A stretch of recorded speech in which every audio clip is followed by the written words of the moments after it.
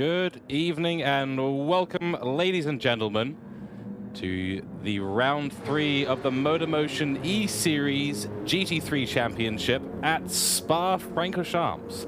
It is going to be an absolutely incredible race here tonight. We'll go through some race information. My name is George Cooke, your race host and commentator tonight. My name is also known as Crazy Go Kung Fu, and we are broadcasting the Group B lobby tonight. It is going to be an absolute banger of a race. Over here in Belgium, all the teams have arrived. Everyone's all set up in the pit lane and ready to go for an incredible evening here. A little bit of a cloudy evening. We will get to that very, very soon. We'll a little bit of a mention for our Lobby A, Group A broadcast by Nick Patasso, who's going to be back next week, and Joel Austin over on YouTube. If you want to go and check those guys out and leave a follow over there, you can do !Lobby A in the chat to get that information, along with the other commands, !MM for the MotorMotion E-Series information, and !P1 as well.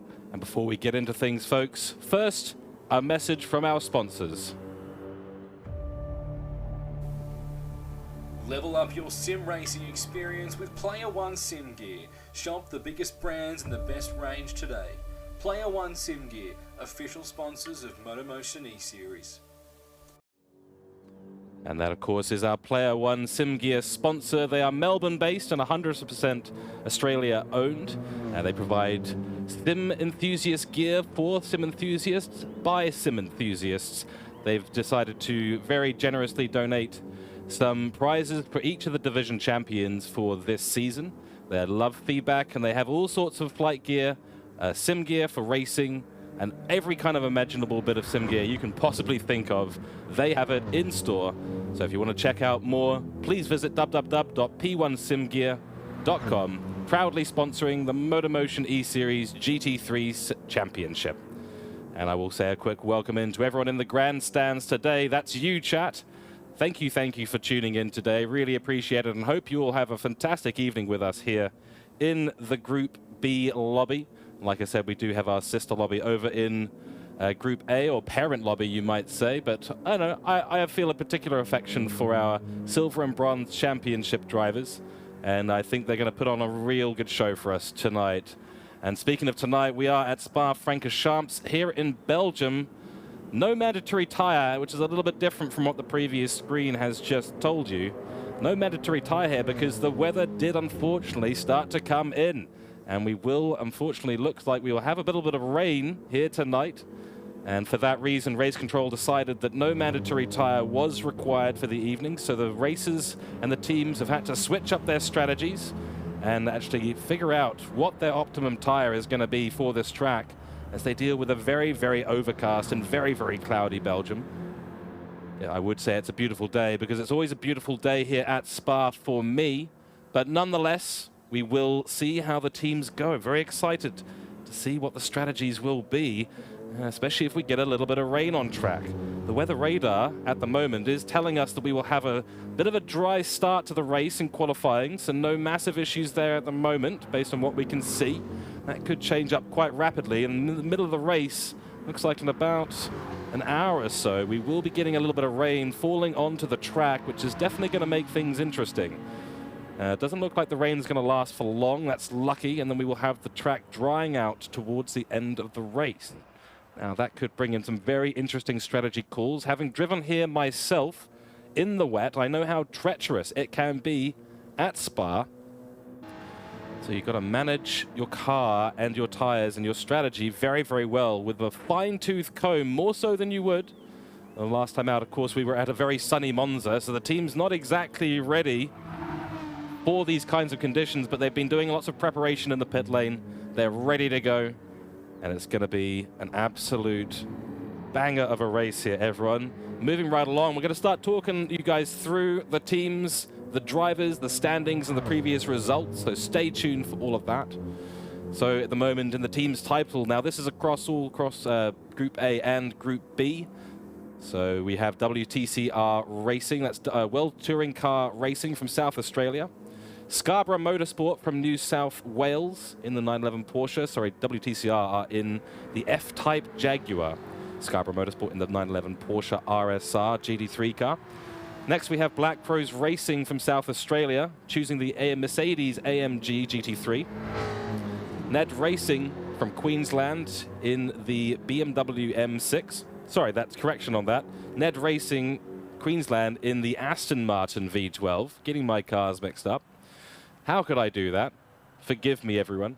Diffusion Race Engineering, our only New Zealand team entering the GT3 Championship. They're on the BMW M6. That's been a strong car for them in the past. Gridline Racing from Tasmania, also choosing the BMW M6 GT3 car. And last but not least, it is Strike Racetech from Queensland, also in the Mercedes AMG GT3 car. So, to the team's standings, everyone. And in the lead at the moment after an excellent race finish in all 4 categories last time round at Monza, it is Black Rose Racing. They'll be very happy. They had an excellent win for Troy Britnell in the Bronze Championship. Matt Kuchar didn't do as well as he maybe needed to, but their top drivers in Elite and Pro divisions definitely put on a great show and gained a whole bunch of points. So 110 points at the moment for them, leading by 20. And that is, you know, a reasonably significant margin, though things will change up quite rapidly. So we'll see. In second place, it is WTCR, South Australia. They're on 90 points at the moment. Again, some good results. Their Silver Championship driver, he has been putting on some shows for us in the last couple of rounds, starting off at Nürburgring and then Monza. 2 wins in a row for Dean van der Zandt. Matthew Joinson of Scarborough Motorsport was nearly our winner early on in Nürburgring, but unfortunately lost out to Dean van der Zandt. 80 points for them, so hot on the heels of WTCR, and they'll be looking to get up further into the top 3, eyeing up a second or maybe first place position after this Monday's race. In 4th place and very close behind Scarborough Motorsport, it is Gridline Racing from Tasmania. And 4 points is absolutely nothing in the team's championship. They are hot on the heels, looking for a top 3 position in the standings. 10 races total. 10 races total in this GT3 Championship. This is round 3, of course, so 7 to go after this. So 4 points is absolutely nothing when it comes down to it. And right on hot of the Gridline Racing's heels, it is NED Racing from Queensland.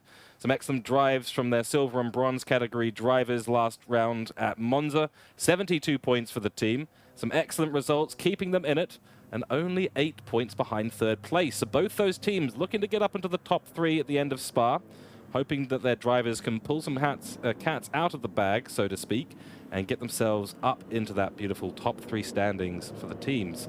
In 6th place, it is Diffusion Race Engineering. A couple of disappointing races for them so far at the start, but only bagging 55 points, doing well in the Silver and Bronze Championship. So that's the Group B1, a lobby that we are going to be commentating on today, but I don't think that their Elite and Gold Championship drivers have had the best of results, and that unfortunately leaves them with only 55 points. It's about 17 points behind NED Racing. Definitely all to play for, though, still for Diffusion Race Engineering. Some strong results in the next few races will bring them back into contention. And last but not least, it is Strike Racetech from Queensland, and 23 points for them.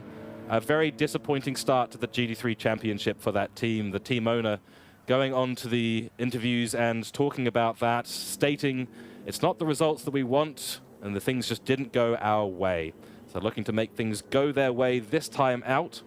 And we did have a potential drop from one of their drivers, not able to make it tonight, but that has been rectified. Nick Piers able to drive in the elite category tonight, which is excellent for the team. Ricky Rick and Tim Piers will be looking to make up some points here in the Silver and Bronze Championships. They need some good results to bring them back in contention for that coveted team's title. Moving on to talking about our drivers, and we're going to quickly cover the Platinum and Gold Championships as well. We got from the Elite category, Black Rose Racing, Captain Muffin.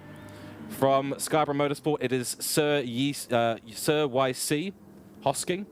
From WTCR, it is Slapper's Mate. Excuse my pronunciation of people's names. From Strike Racetech, it is, let me read that over there, Piers V23. And we have from Gridline Racing, Ando. From Diffusion Race Engineering, it is Rolls. And from NED Racing, HC Lewis. Our privateer for the elite category is Morgan Davey. And he put on an excellent race at Monza, winning round 2 last time out at a sunny Monza, so congratulations to him. He'll be looking to maintain that run of form for himself, technically, not associated with a team. So we do have one privateer in each of the categories. So just FYI. Now over to the Gold Championship. It is Scott Barlow from Black Rose Racing.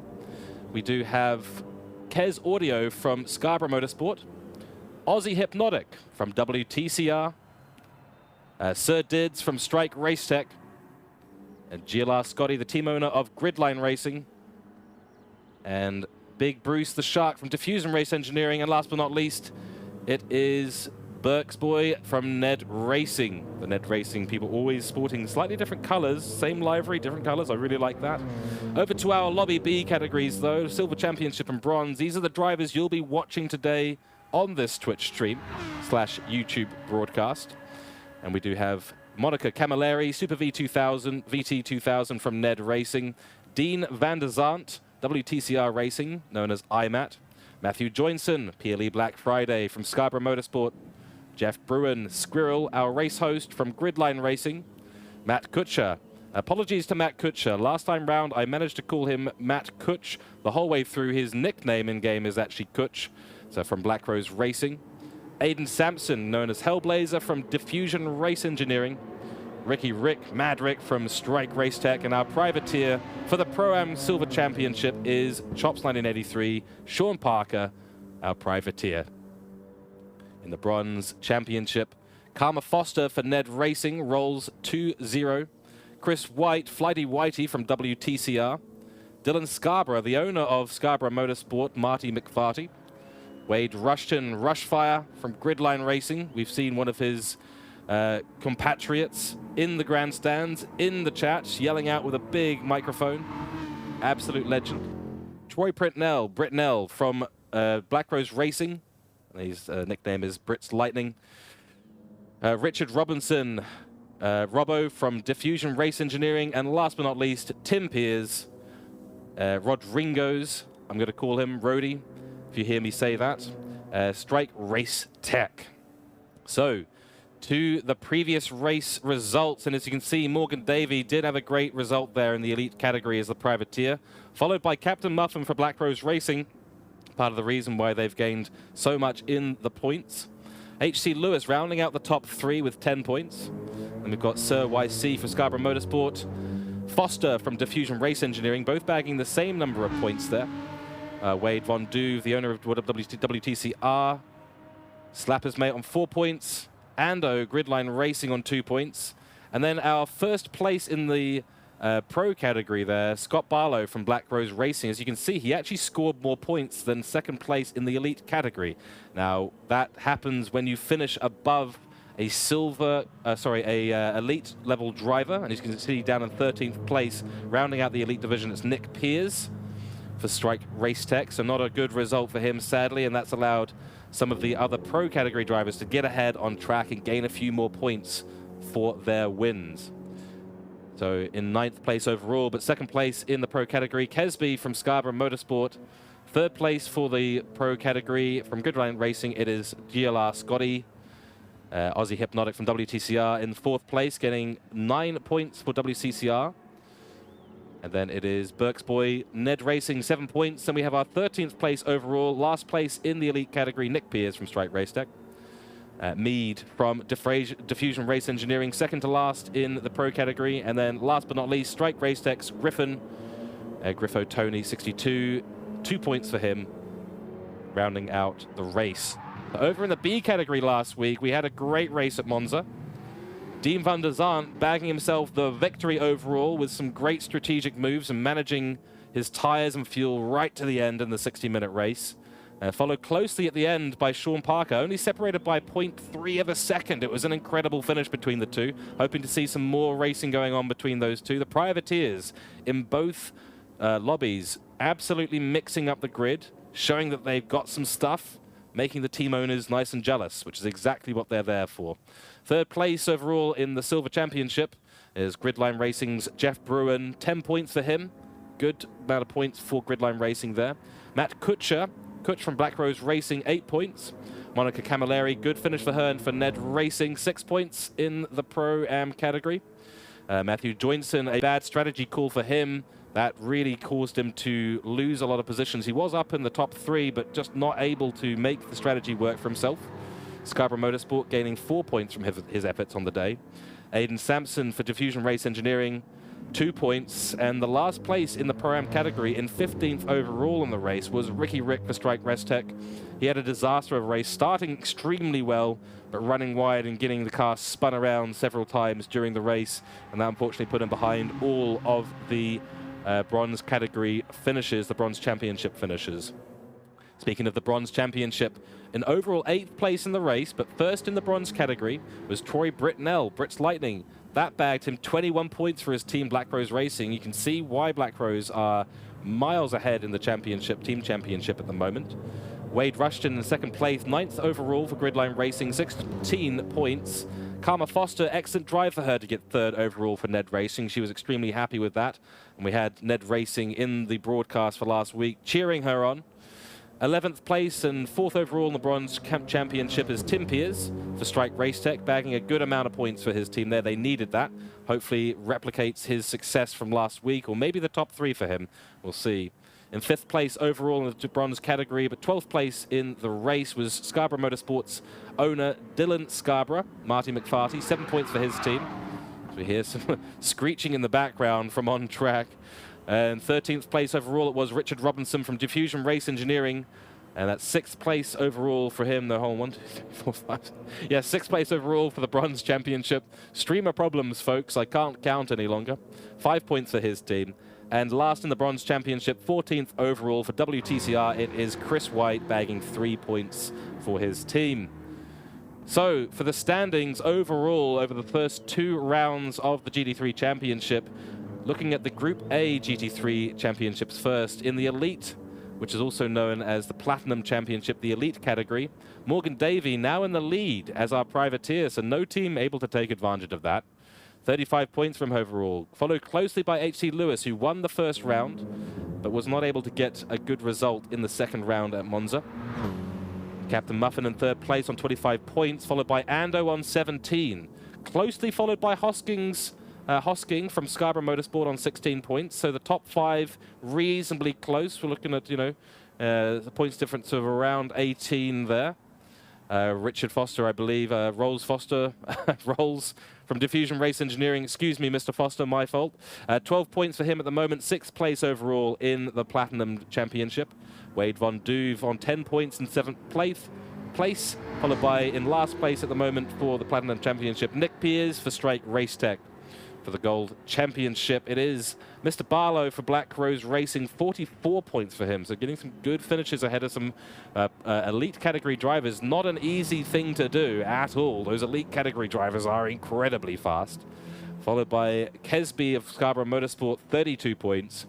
It is Aussie Hypnotic rounding out the top 3 of the Gold Championship on 20 points. And then Scott Taylor, the owner of Gridline Racing, on 17, looking to get himself up into the top 3 as soon as possible in the standings. Sean Attard for Strike Racetech on 9, equal to Burke's Boy from NED Racing on 9 points also. And then only 1 point difference to the last place, Mead, for Diffusion Race Engineering on 8 points. So things heating up in the Gold and Elite Championships. Remember, if you want to go and check the Lobby A out at the same time as Lobby B, which is what you're watching right now, you can hit !Lobby A, all lowercase, and that will give you the YouTube link to the live broadcast going on right now by the fantastic Joel Austin.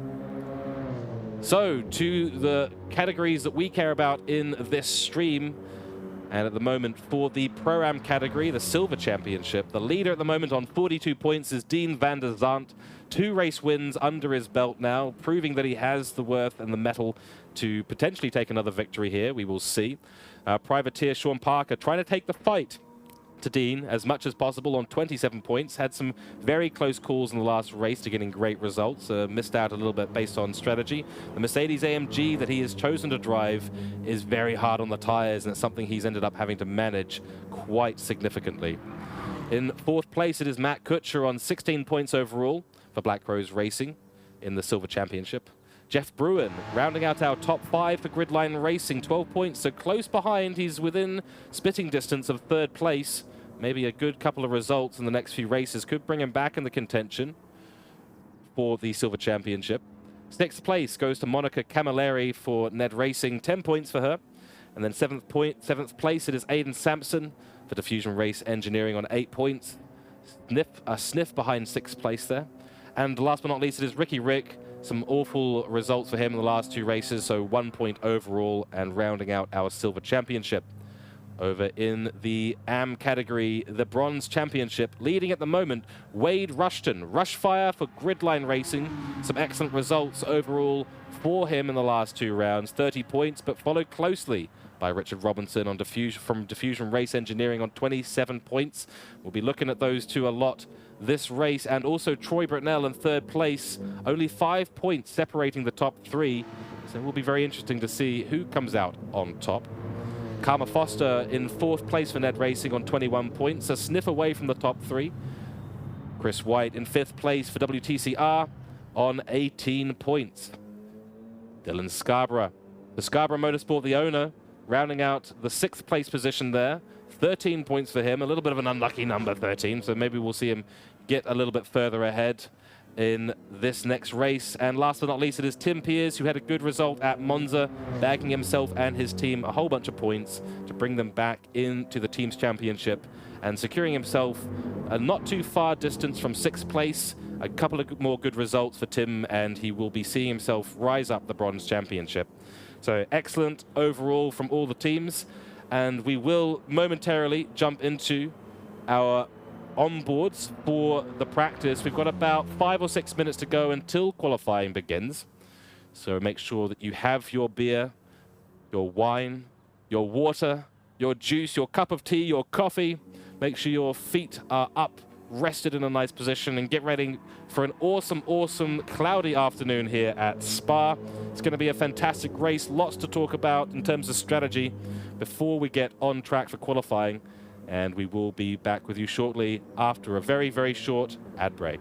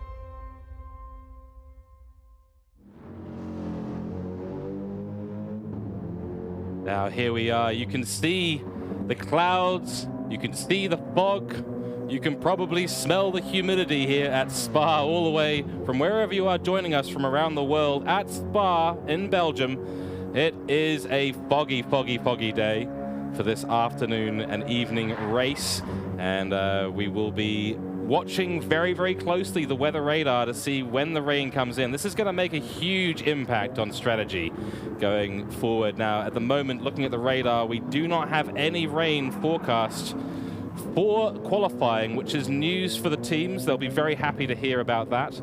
They don't want to be in a situation where they have to be running intermediate or wet tires for qualifying. So it looks like the choice of tire at the moment will be the softs. Now, as mandated by race control, we do not have a mandatory tire today. And that is due to the randomness of the rain that is going to come through Spa. We don't know exactly when it's going to hit during the race. We know we should have the start of the race, should be dry. So most of the teams will be opting to stay on the softs initially for the start of the race. Though they will, of course, be looking at the radar and trying to figure out exactly when the rain will hit. It could be 20 minutes in, it could be 40 minutes in, it could be right at the end of the race. Weather is unfortunately just like that, but the humidity is very high today, so the chance of rain is a staggering 90%. And we will almost certainly get some rain during the race. Just the amount is what is in question at the moment. Now, we do know that it will be a short burst of rain, and that could make things quite interesting towards the end of the race. And if we do end up with some rain at the middle of the part of the race, we will end up with a drying track towards the end, which is always a bit of fun. I love that when this happens to strategy, personally. I don't know about you folks, but certainly when we get a drying track, it brings in the bravery of the drivers, the skill of the drivers. Will they be able to handle intermediates on a dry track? Will they be able to handle softs on a wet track? And that can make all the difference, the confidence of the drivers. So nothing the teams can really do to prepare for the rain. It's all down to the drivers and how they end up managing their strategy during this race. Now, I've been talking to the other commentators about the potential strategies in play today. With the rain, it's a little bit hard to guess, so none of us are putting our chips on any particular strategy. Last time out, we did see at Monza, at a very sunny, very hot Monza, the 2- and 3-stop stints working out quite well for the competitors. So I'm likely to see a 2-stop stint here if they can manage it. If they can't manage it, they'll be looking at 3 stints. Sorry, that's 3 stops overall. Depends on what they choose in terms of tires, depends on how the rain falls on the track. Now, of course, Spa is a very, very long track, 20 corners here, over 7 kilometers, 3.8 miles. The longest straight is over 1 kilometer long. That's the Kemmel Straight, and I believe that is qualifying starting. So here we go, everyone. We are going to get this going right now. Let me put all the information on and get this going.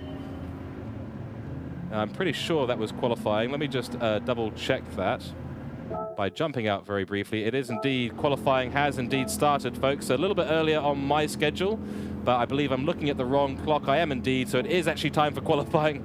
Forgive me for that, everyone. But we are going to be going out now and seeing what these guys can do, guys and girls, I should say, can do on track. Let's wish them all luck for the upcoming qualifying as we do start to go on track now with Squirrel. So, like I said, the conditions at the moment, we've got quite a big headwind. That's what's bringing in the wind at the moment on track. It's a bit of an interesting angle, a sort of northeasterly wind, and that's going to be quite interesting around some of these corners. These GT3 cars relying heavily, and I mean heavily, on aeros. So the wind direction does make a big difference. As they go down through Rivage, the entry into Rivage will be benefited there, but the exit will be a little bit dodgy. And Pouhon will not be a great corner for them as well with regards to this wind direction. The entry might be okay, but the exit's going to be a little bit interesting. And I'd like to say thank you very much to Anders Stoft for the Twitch Prime. You absolute legend. Thank you so much. I really appreciate that. And welcome to the grandstand for this MotorMotion E-Series Championship, GT3 Championship. And we're in qualifying now. Let's see how we go. So, like I said, with the rain, there is no rain on the weather radar at the moment. So almost certainly the full 20 minutes of qualifying will be on the racing soft tires, the fastest tire set available to the teams. They are allowed actually to use the mediums and the hards as well in whatever combination they want during the race, but obviously the hards and the mediums, especially around Spa, are going to be highly suboptimal.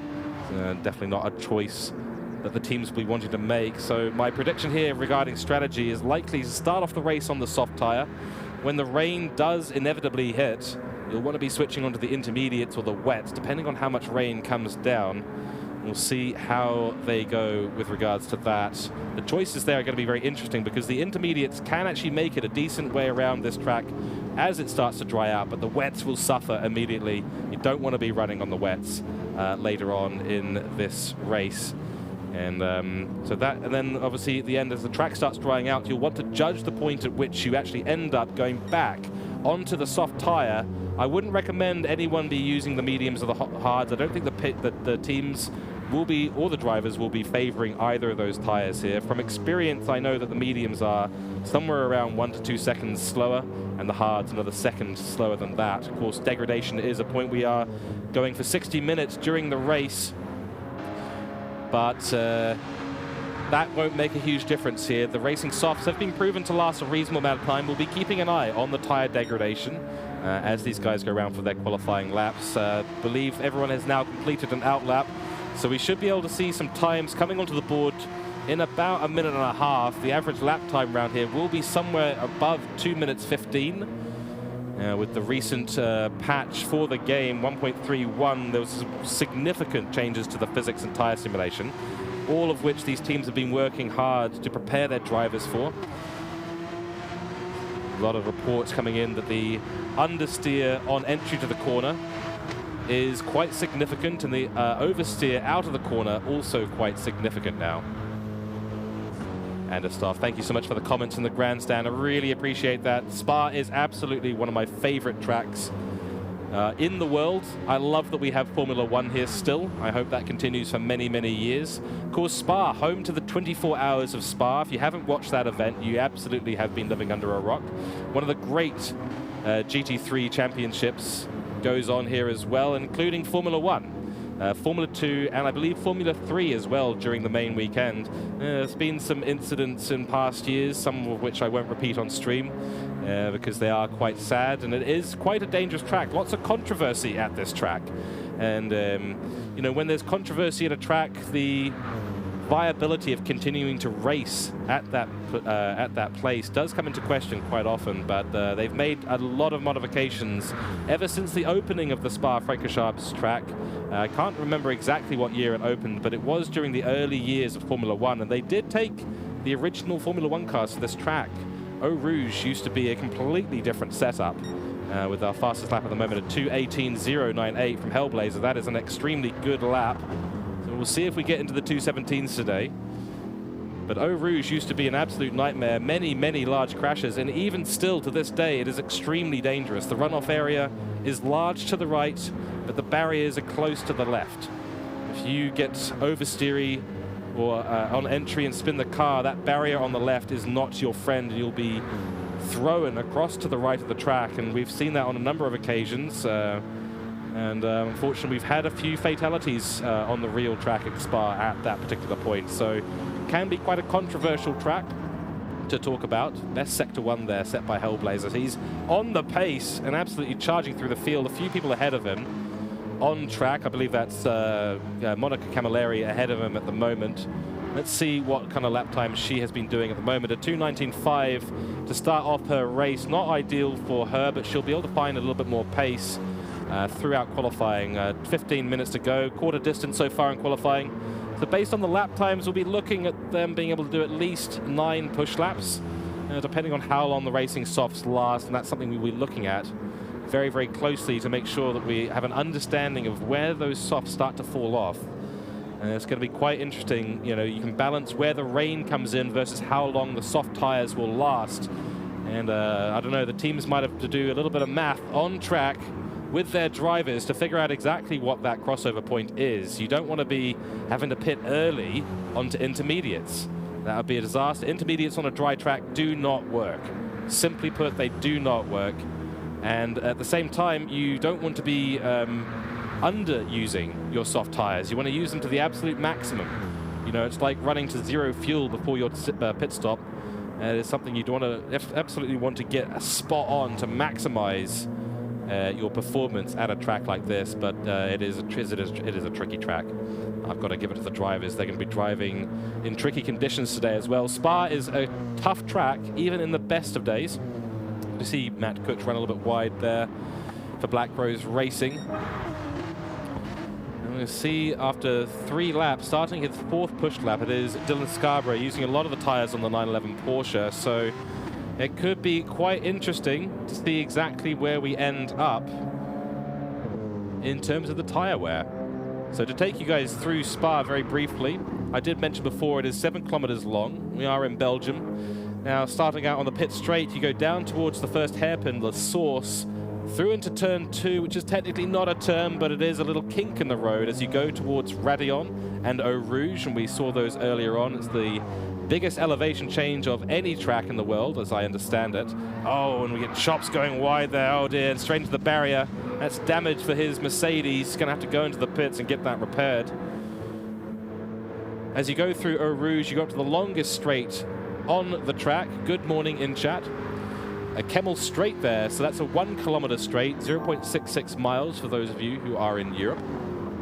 Into my favorite corners, which we are actually watching right now on board with iMatt, Lacombe, also known as Lecom, if you pronounce it right. So forgive my French, excuse my French, my friends. As soon as you get through there, that's turn 7 and 8 into turn 9, Malmedy. That's another favorite part of mine. Into Rivage, my favorite corner name to say. That's turn 10, tricky one because it starts to go down the hill at that point. So through Malmedy and Lecom, you are basically hill climbing. And then through Rivage, you start the long, slow downhill section of Spa. Turn 11 can be very tricky. That's after Spa, after Rivage, as we actually see. Let me see if I can pull up any races going through that section at the moment. No, it doesn't look like anyone's going through there right now. And then over into one of the most famous corners, which is Pouon. One of the funnier names for those of us who don't speak French, but keep your smutty minds in your pockets for this race. This is a professional broadcast you are watching here tonight, folks. After that, it is Fagnes, and that is the turn 13-14. Slower section, you have to hold it on to the curbs as much as possible. If you miss those curbs, you can find yourself running wide, and not a lot of runoff area through those turns. You get it right, and you are gaining seconds in the lap, I kid you not. Through into turn 15, one of the toughest and trickiest corners. It sort of tightens up in turn 15 as you go towards the more open corner of Stavelot. And that leads you onto the Blanchimont straight, turn 17 and 18, down towards the famous bus stop chicane, which I believe has another name, which I don't know. But for all of us laymen and all of us experts, we also know it as the bus stop chicane. Turn 19, 20, and then down, back into the pit straight and across the line. Now, the pit entry is off of the bus stop chicane, so we will see some cars turning off there, moving to the right and going into the pits. Now, I believe that this is not the 24-hour layout, so your pit entry is a little bit shorter than would be traditionally allowed. And that's just an FYI for everyone. Let's look at some lap times. We have dropped into the 17s. So that's Dylan's Scarborough Motorsport's Black Friday. Matthew Joinson putting his 911 Porsche onto pole at the moment behind Hellblazer. And the softs are looking a little bit squirrely now, so we'll see if they can hold on for how many laps. In third place, we're looking at the onboard right now for Jeff Bruin in the BMW M6, going through the Fagnes corners, the S's here. He's done well to do a 18.1. I wonder if he can shave up a couple more tenths, put himself down into the 17s as well. Looking quite likely. The track getting a little bit more weathered in with the rubber, and the temperature of the track will be increasing as well. Now, when those softs get a few bits of degradation on them, they can actually come alive, which is really kind of weird in a lot of ways. But that does seem to be the case. The guy's posting faster and faster times as comes through towards the bus stop chicane. So at the moment on pole position for the Silver Championship is PLE Black Friday. We will look around the field to see where everyone else is sitting. I think our privateer is in 5th place. That's Chops, Sean Parker, driving essentially for himself in the Mercedes. So our current Bronze Championship top runner is actually Marty McFarty. That's Dylan Scarborough. He's put in a 2:19 flat, and I mean flat. That is 0:00. Great time from him. Actually puts him up above a few of our Silver Championship drivers. He'll be very happy with himself for that lap. Super VT's Monica Camilleri. The Aston not looking too quick around here, a 19.1. She'll need to improve into the 18s to be able to start near her Silver Championship competitors. Looking to get a top 5 position here. We had some chats with NED Racing a little while ago, some interviews, and they are looking very hopeful in their current championship position. They're very happy with their drivers in silver and bronze championship. And speaking of their other driver, that is Karma Foster, who will go on board now. She's just coming into the pits to get a fresh set of softs. Judging by this, we could be getting something like 15 laps quite easily out of the soft tires. Now, I think the rain will actually come in before the tires run out in the race, so that will be quite interesting to see. Brits Lightning, our race winner last time out at Monza. Let's see what he can do. A 19.452 from him, so not a particularly competitive time for the bronze category. The bronze category drivers, good times for them would be in the high 218s. In the silver championship, looking to dip into the 17s, which we have had now IMAT dip into the 217s. So Dean van der Zandt, he's our race winner from the last 2 rounds, bagging himself a ton of points, a 17.7 in that F-Type Jaguar.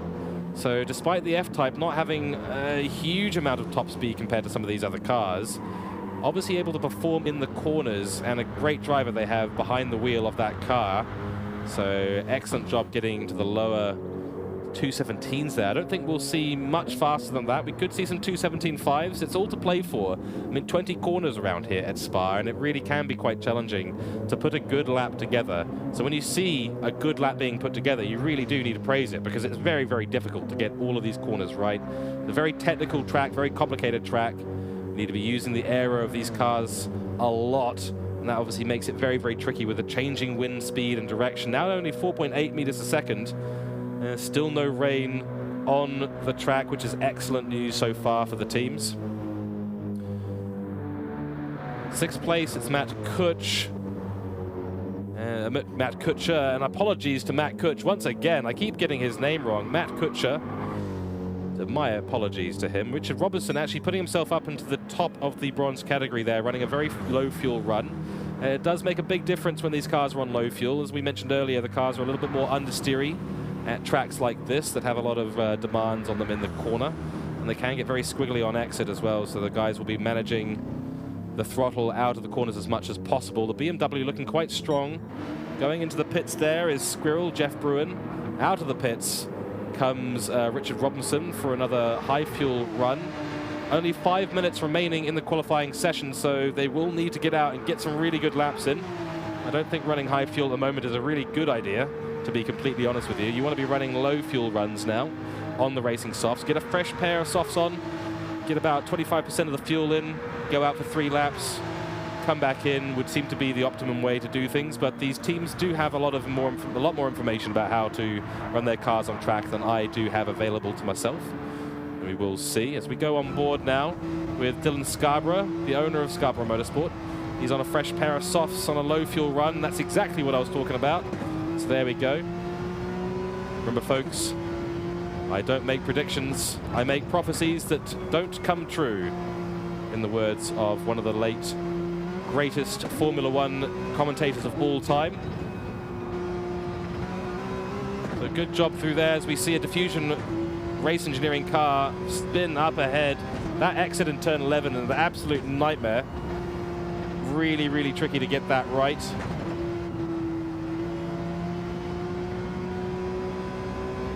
Coming down into Fargnez, the S's here, turn 13 and 14. We'll stay on board with Dylan for a little bit longer, I believe the broadcast center is telling me, so we'll stay on board to the end of his lap, see how he does. Just a little note here that Matt Kutscher has improved his time. Hellblazer still sitting in 3rd place, not able to improve his time at the moment, not dropping into the 217s just yet. And Monica and Mad Rick. Mad Rick from Strike Race Tech not able to get out of the 219s so far. He'll need to find a way to get to the 218s as soon as possible. Same with Monica. Monica is coming into the pits. Through Stavelot, through Blanchemont now. Coming down towards the bus stop chicane. Good line there from Dylan. Excellent job. Let's see how he does with the 911 Porsche. Nearly running one to the grass. Gets it downshifted. Gets it slowed down to the corner. Good rotation in there. Excellent job. The Porsche is incredibly oversteery on exit. You put the power down and that thing will spin around. So really good job there by Dylan. Keeping control of that car. Excellent job by all the competitors. Hellblazer still not dropping into the 17s as I mentioned before. Our current Silver Championship leader still IMAT. It's Dean van der Zandt in the F-Type Jag. Only 0.1 separating third from second, and only 0.2 separating second from first. So Dylan's teammate, Matthew Joynson, is going to be looking to make up some time and get into the lower parts of the 17s. Can he make something happen? It's a very tricky car to drive. He's set a record best at Sector 1, so this lap could be the one for him. We'll stay on board. I'm requesting from the broadcast area to stay on board at the moment with PLE Black Friday. We might even be able to get some shots from behind the car. Let's see if we can bring that up. There we go. So we'll stay on board and just notice the oversteer that the 911 Porsche does get. Of course, you won't notice it if Matthew Joynson manages it well, which he does. Running a little bit wide there. That's going to compromise him in Sector 2 as he goes towards Pouhon. See how he does in Pouhon.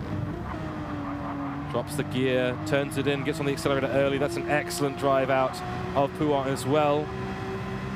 Into the Fagnes S's. Excuse my French there again, everyone. Does a good job. You've got to hold it on the inside. The Porsche doesn't like the curbs as much as other cars does, and as you can see, that runs him wide, the understeer of the car coming into play. Does an excellent job on board there, as I am hearing that we have some people on some good laps further down the field that stay on board. So going a little bit further down the field, we haven't talked about Tim Pears yet today, Rody, and he's currently in 14th place. Behind him is Chris White, Brits Lightning, ahead of him in 13th place. Now 13th place for Troy Britnell is not the result that he's looking for in qualifying. Only 1 minute to go, so these could be the last corners of the race. Let's see if they can get round. They surely will get one more lap out of this. So 8 laps it looks like total. 8 or 9 laps for the races, depending on how long they've stayed out. As we have Matthew Joynson setting a 17.946. That's very close, but it won't get him into first place just yet. So Karma Foster rounding out in 12th place at the moment, ahead of her Rushfire, Wade Rushton. He's done a very good job. I think that's third place there for him at the moment. Sorry, second place for him at the moment in the Bronze Championship qualifying. And it does look like our current standings, they all come onto their final laps of qualifying. The countdown timer will start, so we'll see if they get to the end of these laps. Dylan Scarborough at the moment leading the qualifying for the bronze category ahead of Mad Rick in the Silver Championship and Monica Camilleri. So he's done an incredibly good job there. The Porsche is obviously incredibly strong around here, showing that its top speed is worth quite a lot on the Kemmel Straight, which is what we're watching right now. A note from our chat as well from Cliff saying the S is also referred to as the Piff Paff. Noted for future reference. Thank you very much. And Levitius, welcome to the chat. Lovely to have you in here. Welcome into the grandstand and enjoy your day at a very cloudy Spa. No rain yet on the horizon. The racing softs taking a little bit of a beating around some of these corners. A little bit of latency there. It's not ideal. Continue to move around the field. Let's see if anyone can put in a good last lap. As qualifying, the last lap has been signaled. Oh, is that Karma Foster there? Or is that... That might have actually been Super VT. Let's see. No, it was Monica Camilleri. Rolls 2-0. Went wide there in Rivage. Not the ideal place to do that, especially on the last lap of qualifying. Opening up that corner is Monica Camilleri for NED's Racing, but that gains her a penalty over across the white line. As soon as you go across the white line, folks, the penalties will be on you like a lightning bolt. So that does tend to happen. And oh, Riva Bolo, welcome in, mate. Lovely to have you in here. Thank you so much for the lurk. Really appreciate that. Hope you're having a fantastic evening in the grandstand here today, as we do get a great shot of all the fans standing out to the right-hand side of the track as we go down the pit straight. So an 18-0 from Richard Robinson. That's a fantastic run from him. He's actually put himself up into third place. That's a brilliant run from Richard Robinson. Excellent job to split the Silver Championship drivers. He's a Bronze Championship driver, so that's an excellent job from him. Chops out Privateer, gaining 5th place there. And Jeff Bruin just not able to put in the lap times he needs to get himself up the field. Rushfire at 18-0. Some of the Bronze Championship drivers putting in excellent lap times here. Oh, as Jeff just gets squiggly on the brakes in that BMW and takes out 6th place for himself, followed by Matt Kutcher. In 2nd place for the Bronze Championship, it is Marty McFarty. That's still in Scarborough. Rushfire taking out third place, and we will cover these results momentarily as we go back into the main lobby. And we will be starting our 10-minute break for the drivers and the teams. And they need to go have a glass of water, make sure they change their tires onto their race strategy for the race. And then we will be going for 60 minutes here at a cloudy Spa. Rain is a guarantee, it appears, based on our current weather radar. So we'll be looking at some wet running during this race. And it'll be interesting to see if the teams and drivers decide on intermediates or wet tires. Very close split there in the results. So let's take a little look as our 10 minutes begin, and we will run some adverts during an ad break that we will have very, very shortly. But first, the results for everyone. In first place and pole position for the qualifying front row start for Dean van der Zandt, 17.391. That is half a second clear of second place. Incredibly fast lap for him. Well done. That is a massive, massive achievement here. Putting it all together for himself. Excellent job. Welcome in, Ben. Lovely to have you in here. Hope you're doing well. In second place, it is Matthew Joinson in the 911 RSR for Scarborough Motorsport, and 17.878 for him, the best he could do. The only one of two drivers in the 17s today. Looking to put that pressure on Dean during the race. His strategy call last time out wasn't ideal, but I'm sure he'll be able to make some better strategy calls this time round. For third place and first in the bronze category, and I have to admit, I am quite amazed and impressed at Richard's lap here. That is an absolute stonkingly fast lap for a bronze championship driver at 18 flat. He's only 0.6 behind Dean van der Zandt, a silver championship leader, and he's actually ahead of his teammate in fourth place, Hellblazer, who is a category above him, but only 0.03 separating them. That's an excellent, excellent drive from Richard Robinson. Top stuff from him. He'll be absolutely stoked with that finish. In fifth place, our privateer Sean Parker, chops 1983 in the Mercedes AMG. He's about 0.7 behind. 2:18 won his best lap. He's finished second and third in the last races, so not the qualifying result he's looking for. Jeff Bruin, Squirrel, in the M6 GT3 sprint model. He'll be a bit disappointed with that, I think, overall. Definitely, you know, you can make this all back up in the race. Qualifying is definitely not absolutely everything, but it does make a big difference where you start on the grid, avoiding some of that chaos.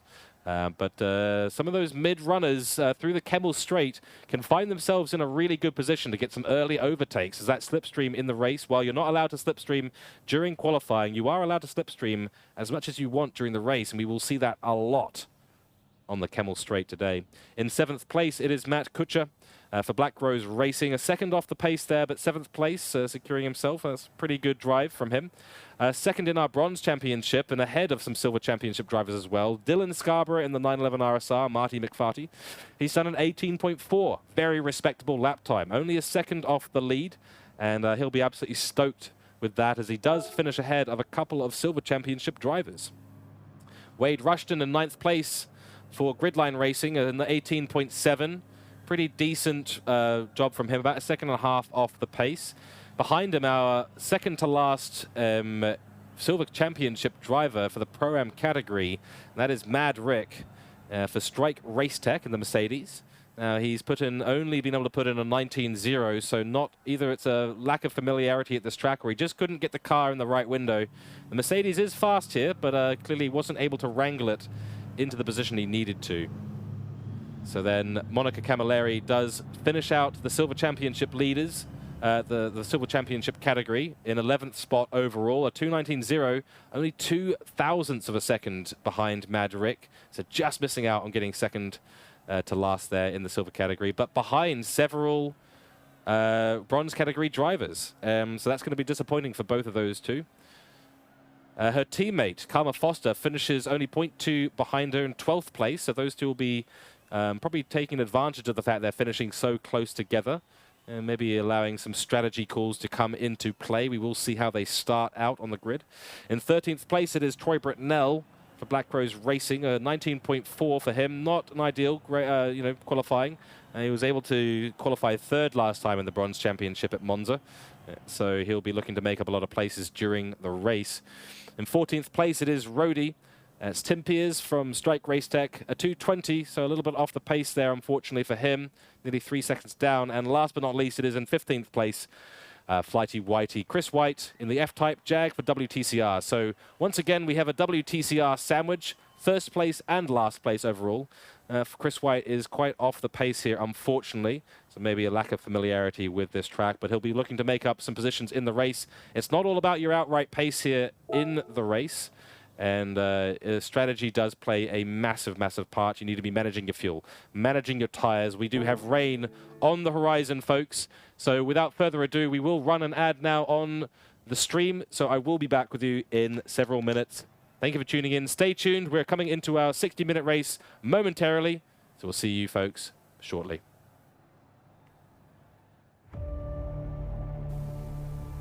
Level up your sim racing experience with Player1 Sim Gear. Shop the biggest brands and the best range today. Player1 Sim Gear, official sponsors of MotorMotion E-Series.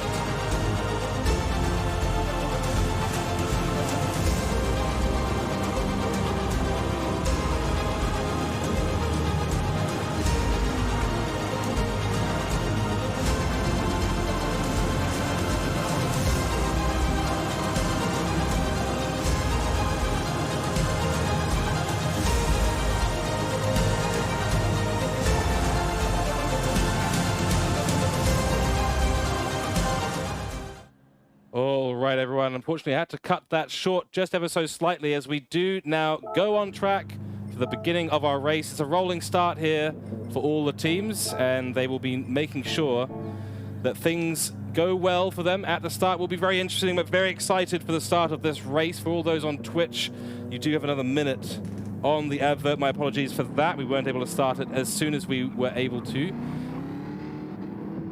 Rolling start procedure has begun. Now, this can be unfavorable for some of those down the bottom of the grid. As you can see, they will have to turn a couple of corners before we get fully into it. But we are now lights out at Spa for round 3 of the MotorMotion E-Series GT3 Championship, sponsored by Player1. And looks like everyone has got through corner 1 absolutely smoothly. That's excellent for them. Staying on board here with all of our racers. Looks like Tim Piers taking a little look. You got a little bit wide there, unfortunately, as they all go up a Rouge for the first time and onto the Kemmel Straight. We'll be watching the top championship drivers closely. Those Diffusion race engineering guys looking to take advantage early on. We'll see how they do. Softs, the chosen tire for everyone at the race start. And already down the Kemmel Straight, we will probably see some action. If we stay on board, some slipstream in effect for sure. Will the NED Racing's Monica Camilleri be able to make a move on Mad Rick? These two in the Silver Championship, they'll want to get up ahead of as many bronze category drivers as possible to maximize their points. Fantastic start here for Dean van der Zandt, and actually an even better start for Richard Robinson. So our leading bronze category driver actually in second place overall. He's done an excellent job on the race start, getting past Matthew Jointson for Scarborough Motorsport and putting a lot of pressure on Dean van der Zandt. Does he have a look on the inside of Pouon? Yes, he does. Thinks better of it. Goes into the piff path now, and he's actually been taken on the inside, on the outside now by Matthew Jointson, not able to keep his speed up, and his teammate now having a look down the inside of turn 13. Wow, some fireworks happening already at the start of this race. Some slipstream in effect, and some craziness going on at the top of the field. Richard Robinson putting in an excellent performance to hold on to third place so far. Really, really good job from him. As we see the grid is going to start to mix up a little bit. We'll take a look down the bottom of the grid as well. Brits Lightning holding on to his 13th place there. And at the moment, we don't see any weather coming in, so we will see at least 30 minutes without weather by the look of the weather radar. Through towards the bus stop chicane. Everyone gets through there smoothly. Will Brits Lightning make a move? Tries to. Oh, no. Oh, dear, oh, dear, oh, dear.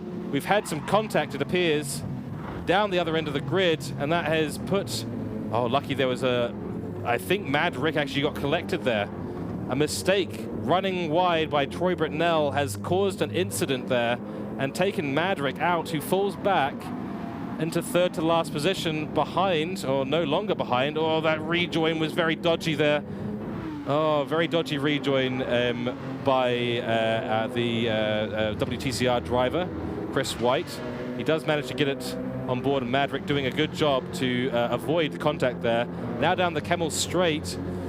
Crikey, some fireworks happening, and the loser of all of that was Troy Britnell, who made a mistake into the bus stop chicane, trying to overtake Karma Foster.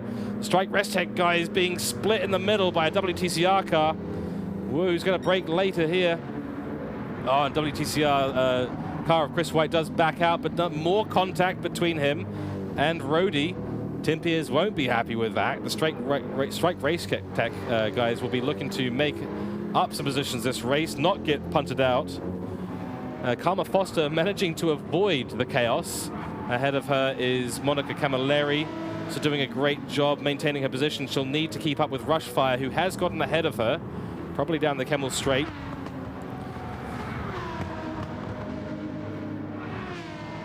Dylan Scarborough doing well. Let's go up the grid a little bit and see what he is up to. In 8th place at the moment, so he's currently running 2nd in the Bronze Championship. That is the best result for him so far in the GT3 Championship. Oh, look up the inside by Matt Kutcher on Jeff Bruin. A lot of pressure being applied between those two now as they go through Stavelot into the Blanchimont Straight. And oh no, loss of control from Matt Kutch. Oh, it's a disaster for him. Yeah, he'll fall back down the field. That Mercedes just getting a little bit squiggly on the exit, running wide onto the green. And that has absolutely ruined his race. He'll pick up some damage most likely. We'll see if he managed to keep it out of the barriers. Probably relatively unlikely that he did.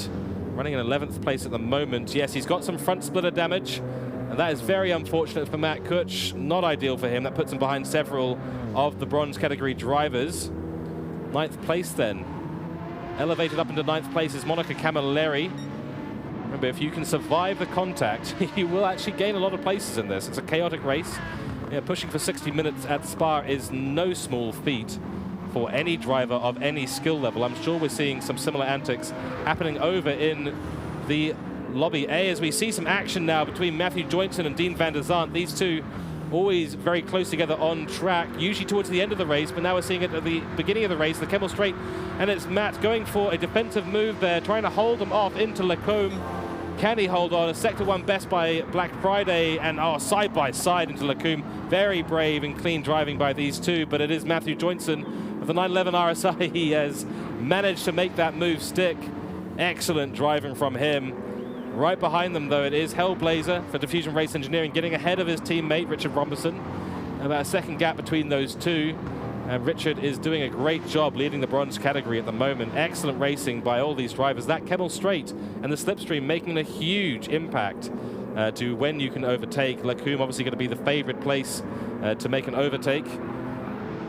As they go through Pouon, let's see who gets the best exit out of here. Another good overtaking spot if you can get up the inside. No one able to do that so far. Good racing by all those. Chops holding on, our privateer, holding on to the top 5 at the moment. Do want to stay on board with the action at the moment. We will get some different camera views going shortly, I hear, from the broadcast area. So going on board now with our fourth place racer, Richard Robinson, leading the bronze category at the moment. So doing extremely well, setting some excellent sector times in Sector 2. That is a great time for Sector 2. No one yet getting underneath the 20s, and that's not surprising with all the antics going on track. We'll see those lap times dropping as the track does get a little bit more up to temperature. 10-minute break does make a big difference on track, and the wind has picked up as well. I can see some clouds rolling in. Or when will that weather start to kick in? It's all going to get shaken up in the next 10 minutes to 20 minutes. So I might have been a bit wrong calling half race distance for the rain. We might be seeing it a little bit sooner based on the weather radar as it stands right now. And the back of the grid, which on board Matt Cooke, he's had another problem on track. Oh dear, and 30 seconds behind him, it is Mad Rick for Strike Race Tech, who's had a poor start to this race. Some damage, possibly contact between those two. Both of them are Silver Championship drivers, and both of them at the bottom of the grid. Matt Cooke was fighting with Jeff Bruin earlier on, but he got squiggly at Stavelot, put a wheel on the green and went for a spin into the barriers. But above them, it is Tim Pears for Strike Race Tech, and he's looking to get onto the back of that F-Type Jag of Chris White up into Eau Rouge and Radion. He'll have a good chance to overtake. That Mercedes power is quite significant at Spa here, especially down the long straights. We know it's got good top speed, but it does not very friendly to its tires. I wonder if did he just get a penalty there? I'm not sure if he ran wide through Eau Rouge. It wasn't the best run through Eau Rouge, that's for sure. Had to do a bit of correction at the top of the hill. Certainly not ideal there. Some damage also for Brits Lightning. I wonder if there's been some contact between him, his teammate, and Mad Rick at the back of the field. Jumping up to the top, and it's still close racing between the top 5. Chops, Sean Parker still in it. Oh no! Oh, the commentator's curse for Matt as we go on board with him. He's run very, very wide, and Puon, he's done incredibly well to keep it on track, but that has put him behind both Richard Robinson and Hellblazer of Diffusion Race Engineering. This is absolutely excellent result so far. They'll be stoked at, Matt gets spinny. Oh dear. That's put him down into 7th place. Not taking the time to get the grass off the tires, and that has cost him a huge amount there. Jeff Bruin will be stoked to get up into 6th place, but the real winners here are the Diffusion Race Engineering boys, who we go on board with now. My goodness, they have done a great job this race. Excellent qualifying for them both, and now up into the top 3. A double podium potentially for that New Zealand team. At the moment leading, it is Diffusion Race, it is Dylan Scarborough.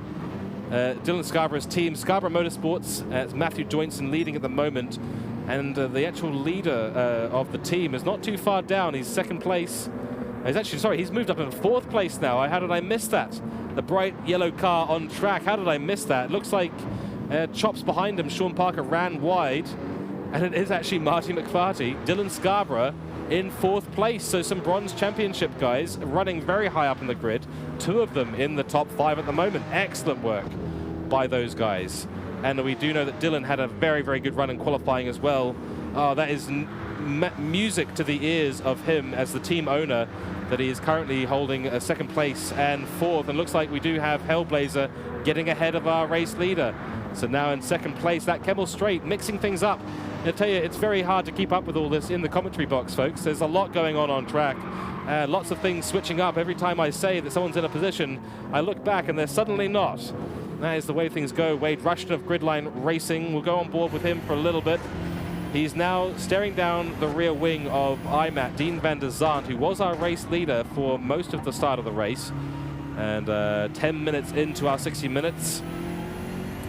And Wade Rushton doing very well to keep Monica Camilleri behind. The NED Racing girls at the moment, unfortunately, I don't believe that Aston is performing particularly well at Spa. I don't think it's a driver issue at all. It's certainly not a talent issue. Both of them are excellent racers. At the moment, I think it's that Aston Martin V12 is just not very good around here. Struggling maybe with some of the changes to the tyre wear and tyre system and physics changes recently in the platform we're on. For anyone who doesn't know, this is Gran Turismo 7, a absolutely brilliant online sim racing platform. And yeah, like I said, the Aston's not on the right side of those changes, sadly, so losing out quite significantly. But doing a good job, both of them, maintaining 9th and 10th spot there. That's still worth quite a lot of points in the team championship and the driver championship. So consolidating a race in the top 10 will still be worthwhile. As we see only 2 teams running in the top 4. split only by 1 second on track, or a little bit of an oversteer problem there for Dylan. I was saying earlier the 911s are very squiggly. And Ez, thank you very much for the follow. Really appreciate that. Welcome to the grandstand. You are listening in to the commentary box with me, George. And we are following this amazing race at Spa, cloudy Spa. Some rain coming in soon for the MotorMotion E-Series GT3 Championship. Dylan looking up the back of Richard. Can he make something happen? Eau Rouge is not the place you want to do it. Hold on to that speed and use it through the Kemmel Straight. That will guarantee him pretty much a top 3 finish. Will there be a defensive move taken by Richard? Let's see. He does move into the middle of the track. A sensible defensive move, but certainly not an unfair one, as both the Scarborough Motorsport chaps get up 1 position. That puts Matthew Joynson back into 1st position and Marty up into 2nd position. A whole bunch of yo-yoing happening up at the top of the field. The rest of the field is starting to look a little bit more spread out. Certainly down the rear of the field. We've had a few people involved in incidents. We will go on board with some of those now. Matt Kutcher having a spin earlier and some contact with Mad Rick, who's running in last place at the moment. That's a disappointing finish for position for him to be in. Unfortunately, he keeps getting involved in those incidents, and that will put him right at the back of the field at the moment. Another recovery drive for him to do today. On board with Tim Piers. That's Mad Rick's teammate at Stripe Racetech. The Mercedes performing quite well. A little bit rough on some of those tires sometimes, but actually not as rough as it was in the sunnier conditions. So these cooler conditions here at a cloudy Spa are definitely benefiting the Mercedes, but they're not able to take advantage of it so far, unfortunately. Moving up a little bit, it is Chris White. He's gained basically 3 places so far. 4 places, my apologies. Doing very well for his team. No longer a sandwich. In fact, the sandwich seems to be wrapped in another material, probably ham or something. Ham and cheese on the outside of the sandwich. Very unusual. We got used to seeing a WTCR sandwich here at the grid, last and first. But Chris White, it's a good position for him to be in. Hopefully he continues doing that. Let's stay up on board. And oh wow, we've had another change of position. And it is Dylan Scarborough getting ahead of the Silver Championship driver for Diffusion Race Engineering. That'll be down the Blanchemont straight towards the bus stop chicane. Excellent driving. These 911s are looking incredibly strong at Spa. They are being managed incredibly well by the team. The team doing very well to get their drivers prepared for this event. The top speed just not matched on track by any of the other cars at this stage. The BMWs seem to be the only other car that can bring the fight to these Porsches, but at the moment, a magic finish for Dylan Scarborough's Motorsport. A 1-2 for them.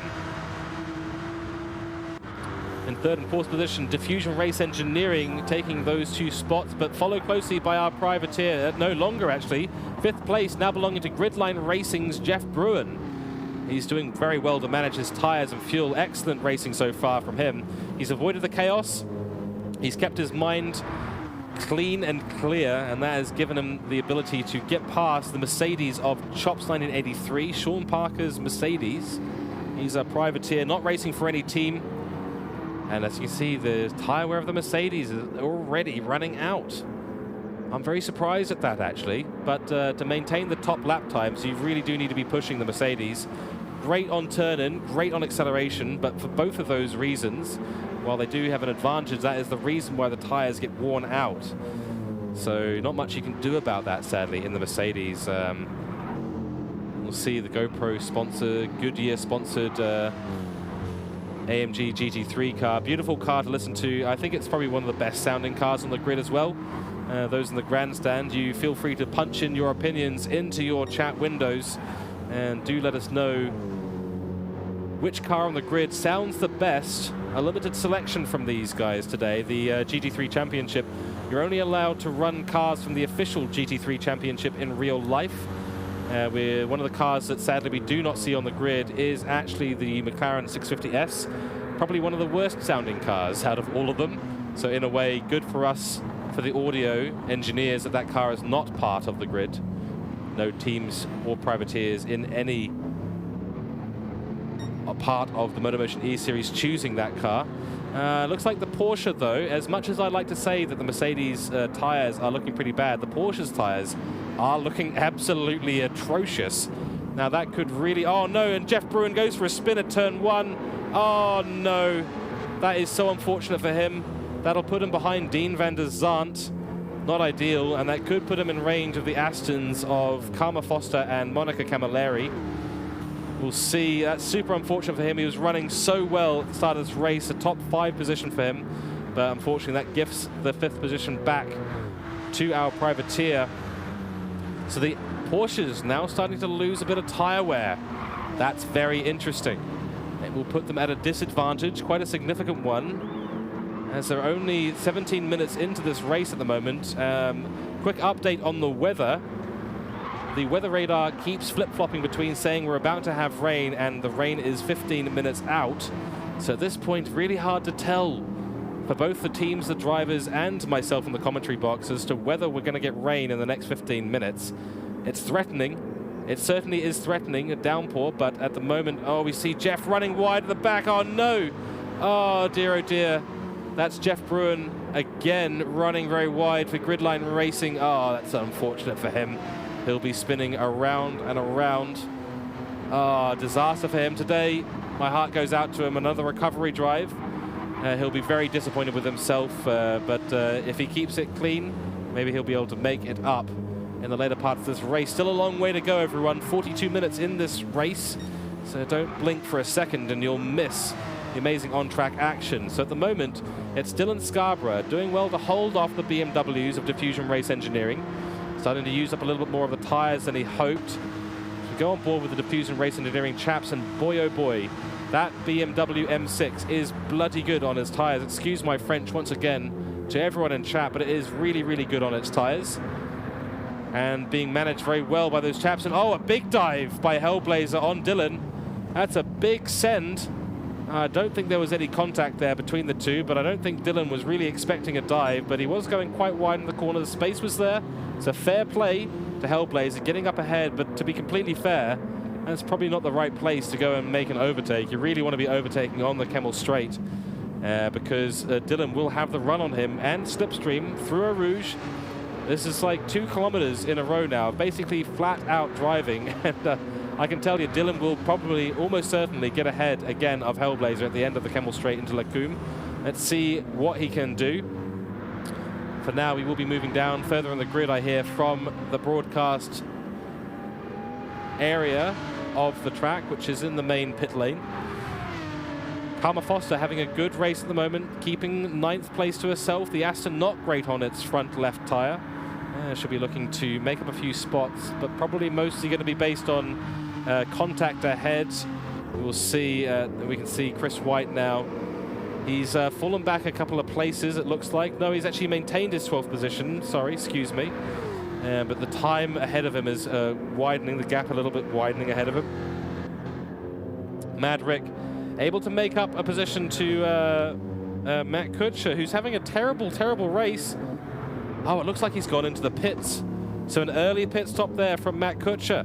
This could be one of the only people to do a 4-stint strategy. That would be 3 pit stops on the grid. Obviously not happy with the life of his tyres, so wanting to get in there. Will this be a mistake? The rain is still threatening to come in. We'll see when it arrives. It could be either a genius strategy call, or it could backfire, and he'll be forced to go into the pits once again.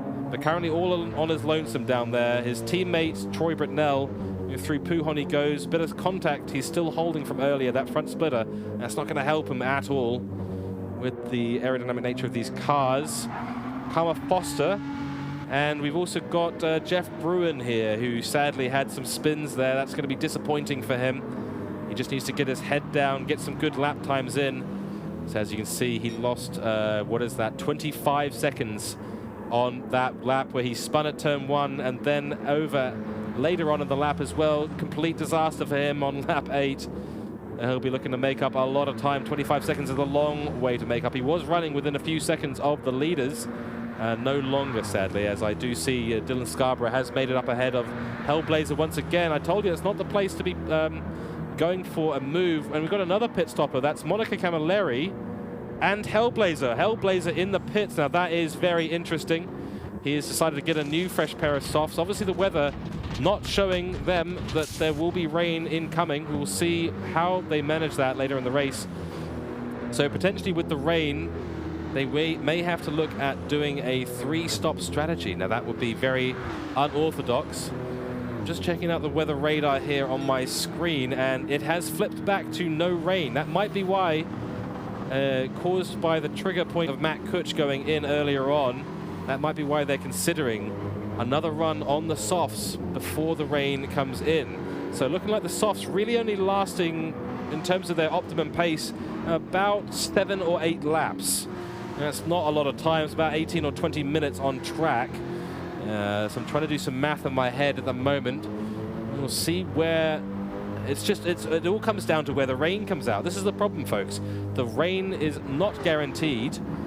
Earlier on, about 35 minutes ago, it was looking completely guaranteed, but not absolutely guaranteed when we will have that rain or if we will have that rain.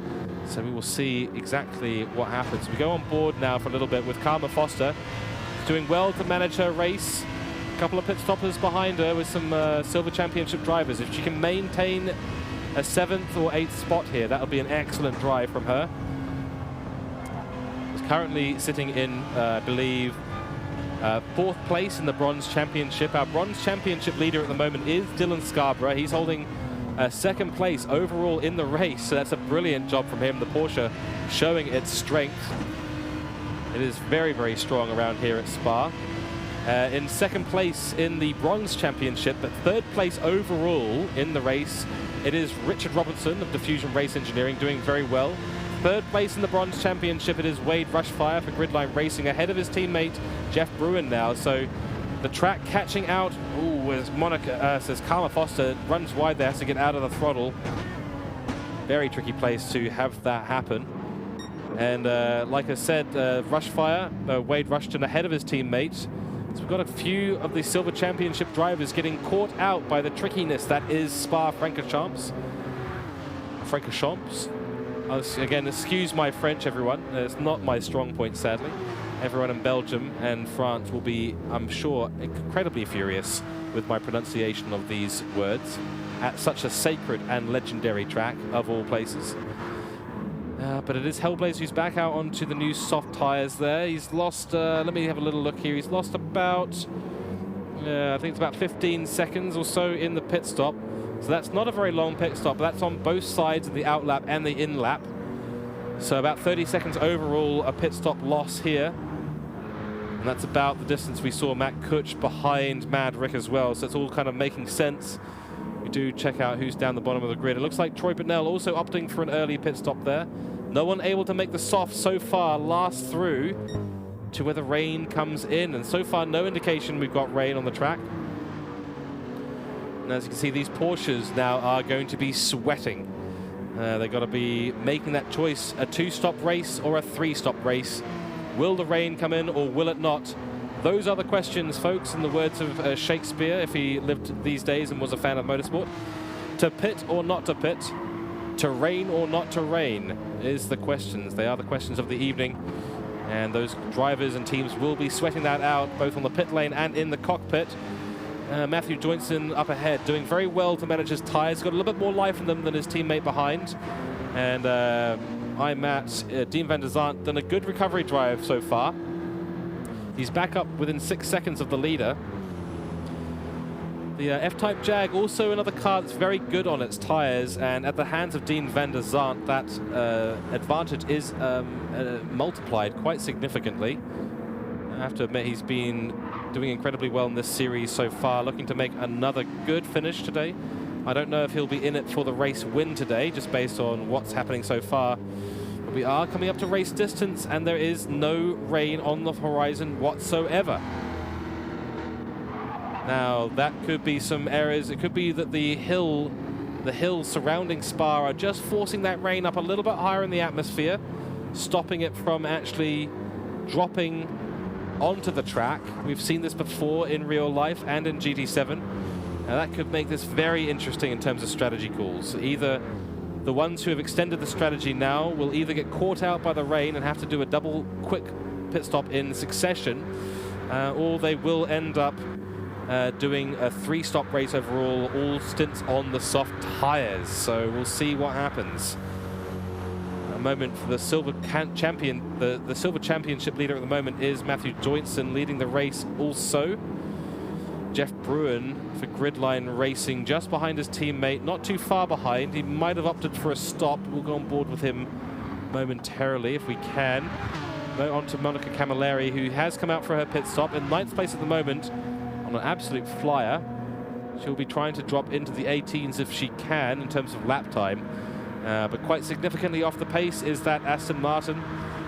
Very unfortunate for them, losing out a little bit. The Aston before the patch was incredibly quick, so I don't know if there's an adjustment period needed by the drivers based on the physics and tyre simulation changes to the game, or whether it's the car losing out itself. All the GT3 cars were all made a lot heavier overall, and that has meant quite a lot of style changes, a lot of new things to adjust and adapt to, and that patch was only a week and a half ago. So not a lot of time for the racers to adjust. Actually, only 2 races after this, away from the middle of the season.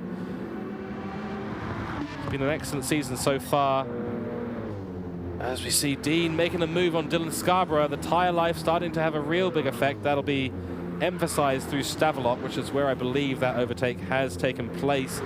So Dylan Scarborough's Porsche now starting to fall off the pace. Will he opt for a pit stop? I think it might be a sensible time to pit stop. Yes, he goes in, followed by the Richard Robinson's BMW.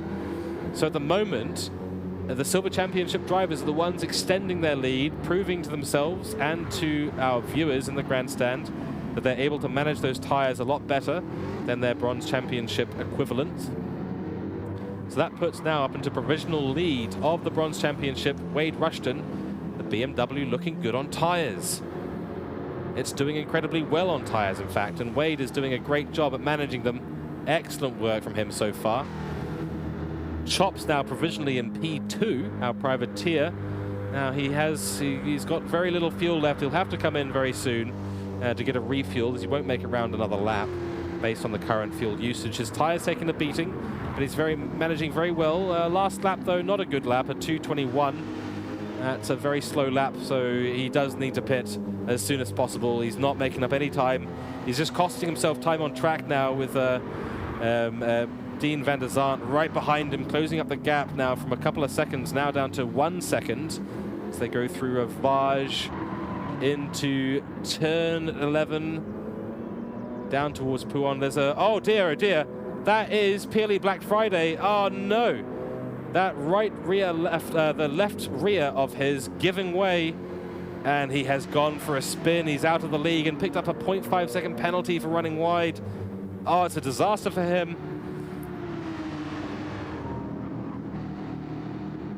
And he's got a lot of work now to do to get back into that position. So running 1 lap too long, not able to manage it on the tires, and he does make a big mistake after the Ravage corner. That puts Chops up now into the provisional lead of this race. The thing's getting mixed up. The Silver Championship drivers continue to get caught out by Spa and the potentially changing conditions. We will see. That's not ideal for him. Looking a little bit further down the grid as well, I hear from Race Engineering. Chris White now with Madrick on the back of his rear spoiler. Madrick has made a pit stop already. Actually, I can't actually confirm that at this point. We do see Chops going in for his pit stop now. So that's the provisional lead of the race. Now goes to Dean van der Zandt, who has managed his tyres. He got squeezed out earlier on in this race, was running in the lead. He's managed to claw his way back up into the top spot. They're doing very, very well. But the cars coming out in second and third will be very quick. And that will mean that he'll need to make some push laps here on those tyres and needs to do some work to avoid getting undercut by those who are in the pit now. Still the weather radar jumping between rain and not rain as Madrick goes past Chris White. Good move there, excellent driving. Chris White deciding to come into the pits though. Deciding he's had enough of those soft tyres, needs a change. Wade Rushton also deciding to come into pits on that BMW. Hellblazer leaving the pits there. No, he's a couple of laps now out of the pits. He's got 33 seconds up to Matt, so he's just out of pit stop window. He'll need to be about 30 to 31 seconds behind the race leader in order to get ahead of him and undercut him. So he'll have to do a few push laps here. Might be trying to manage his tire fuel though. Putting in by 5/1000ths of the second, the fastest Sector 1 time. So he is pushing at the moment. Dylan Scarborough out on a fresh pair of tires after getting overtaken by a few races on track. Now, here's the real winner so far. Is actually Monica Camilleri for NED Racing. She's up in the 4th spot now, doing very, very well. That will provisionally become 5th and 6th spot as the pit stops do work themselves out, but putting in some excellent laps there. As I do see the window wipers going on for the drivers. Do we have a few spits out on the track? Looks like through Ravage we did have a few drops of rain, so the rain radar starting to become a little bit more truthful here on track. We could be seeing the start of the rain. Now, because it's such a big track here, 7 kilometers, it will be interesting to see which parts of the track have more rain than others. And we'll see exactly how that starts to fall. The chips very much falling on track here at Spa as everything starts to sort itself out.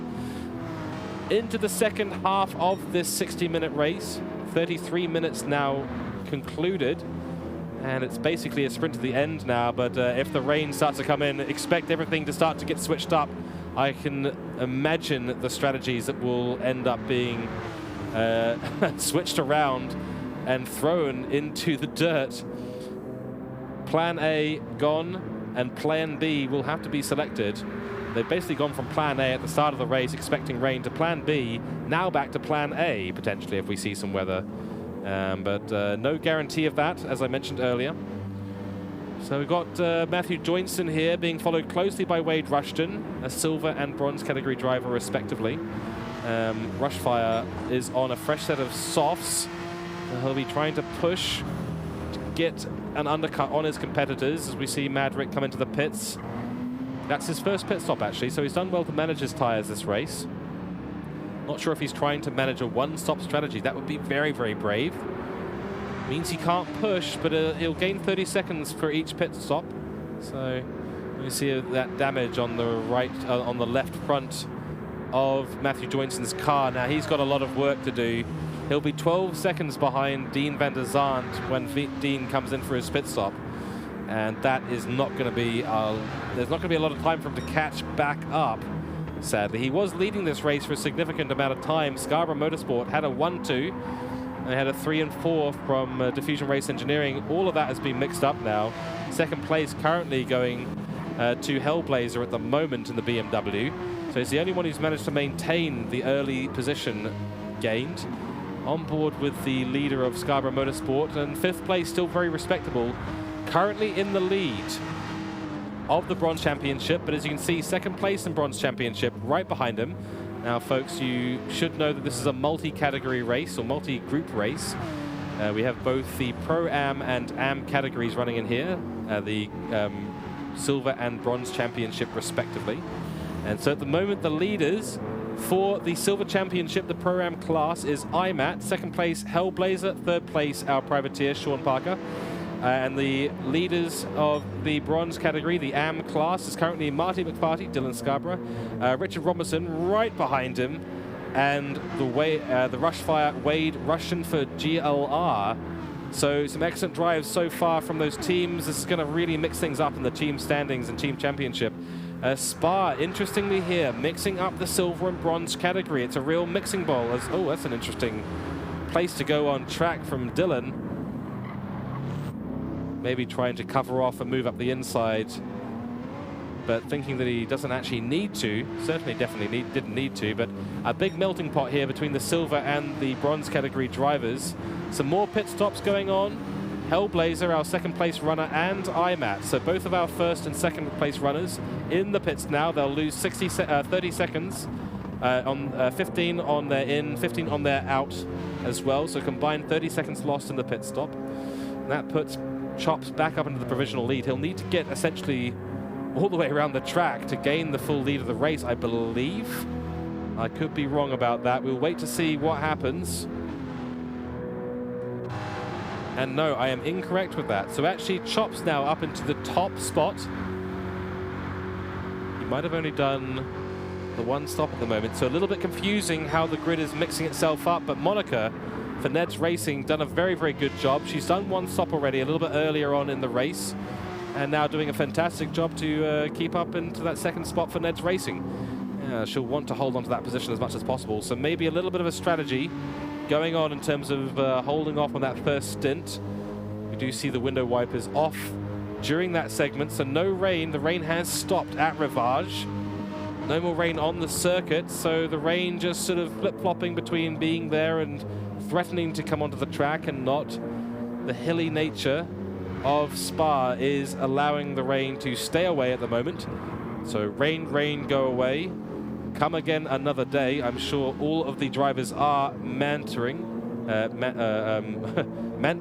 I should say, or praying in some cases. But a very mixed-up grid now with all the pit stops. We'll see who can push to the end. Only 23 minutes left in the race now. So coming up to 3/4 distance, and everyone will be pushing. I believe we'll see some more pit stops. The two-stop strategy is optimum here today, now that we can confirm that the rain is kind of dancing around. No big rain on track, so just a lot of humidity in the air in Belgium here today. And that is music to the ears of all the teams and all the drivers. They can just run the softs all the way through. Of course, race control was a little bit cautious with the weather, anticipating some downpours during the race. And so the hard tire, mandatory hard tire requirement was actually removed from the race. That's why they're all on the softs today. And we would have been seeing running on the hards only if we had no guarantee of rain. But unfortunately, race control. Oh, do you see a few spits of rain there? That might have been some sparks. Okay, we'll have a little look around the grid to see if there's some. We'll just go on board for a little bit with Karma Foster now of NED's Racing. Let's see if we see a few spits of rain on her front windshield. This is going to be interesting. No, so it's just little spits of rain, nothing consistent, nothing major at all. Down the Kemmel Straight they go, followed closely by Jeff Bruin, who's looking to make up some spots. He was running in the top 4 earlier on in the race. Really unfortunate for him, unfortunately losing out due to a spin after Rivage. Through Le Com they go, and Jeff Bruin is making up a lot of time on the bronze driver of NED's Racing. He'll be able to get past her, no problem. She runs very wide into Rivage. That's not the place you want to be running wide. Compromises you on exit, compromises you through turn 11 there. You see she's had to get out of the throttle. That puts Jeff right up behind her. Still doing a good drive though, Karma Foster is. She's an excellent racer. And her teammate doing incredibly well, up in second place at the moment. I think she'll need to do another stop. That'll bring some of the other people who were in the lead, that's Dean van der Zandt and Hellblazer, back into contention of the lead. I think we'll see some of the Mercedes also start to struggle on their tires towards the end of the race. So you may want to pit a little bit earlier this time. You don't want to be pitting towards the end of the race. That would be a big mistake in my opinion, as you will be running very, very low. In fact, an ideal strategy here being shown to us by Matt Kutscher. He's had a disaster early on in the race, having a spin out through Stavelot, and then unfortunately having some incidents with Mad Rick and his teammates and contact. All that damage is now repaired. You can see the result of the damage on the front wing of his car. Overall, tires not looking great, but he's on low fuel, so we'll see him come into the pits, I suspect, this lap. Another little race happening down the back of the grid here. Tim Pearce has fallen off the back of the grid, sadly. He was running a little bit higher up. I mean, might be a pit stop difference here, we'll see. Chris White in the F-Type Jaguar doing well to hold on to the back of the Silver Championship class. Mad Rick for Strike Race Tech. He's had another disaster of a race as well. So a lot of Silver Championship drivers getting caught out today at Spa, not due to the rain, which is surprising, but in fact due to the complicated nature of this track and some on-track antics. You see Matt Kutch coming in for a pit stop, as well as Karma Foster. So the 11th and 12th place runners both coming in for their pit stops. Second pit stops for both of them. Two-stop strategy still in effect here, as Chris White is really doing well to hold on to the back of Mad Rick. Oh, but gets a bit of oversteer out of the bus stop. and that puts him very wide. That was going to be quite a good lap. Running 22s and 23s, actually his best lap in a while. That would have been even faster, potentially a 21 for him, as we have some action now at the top of the field.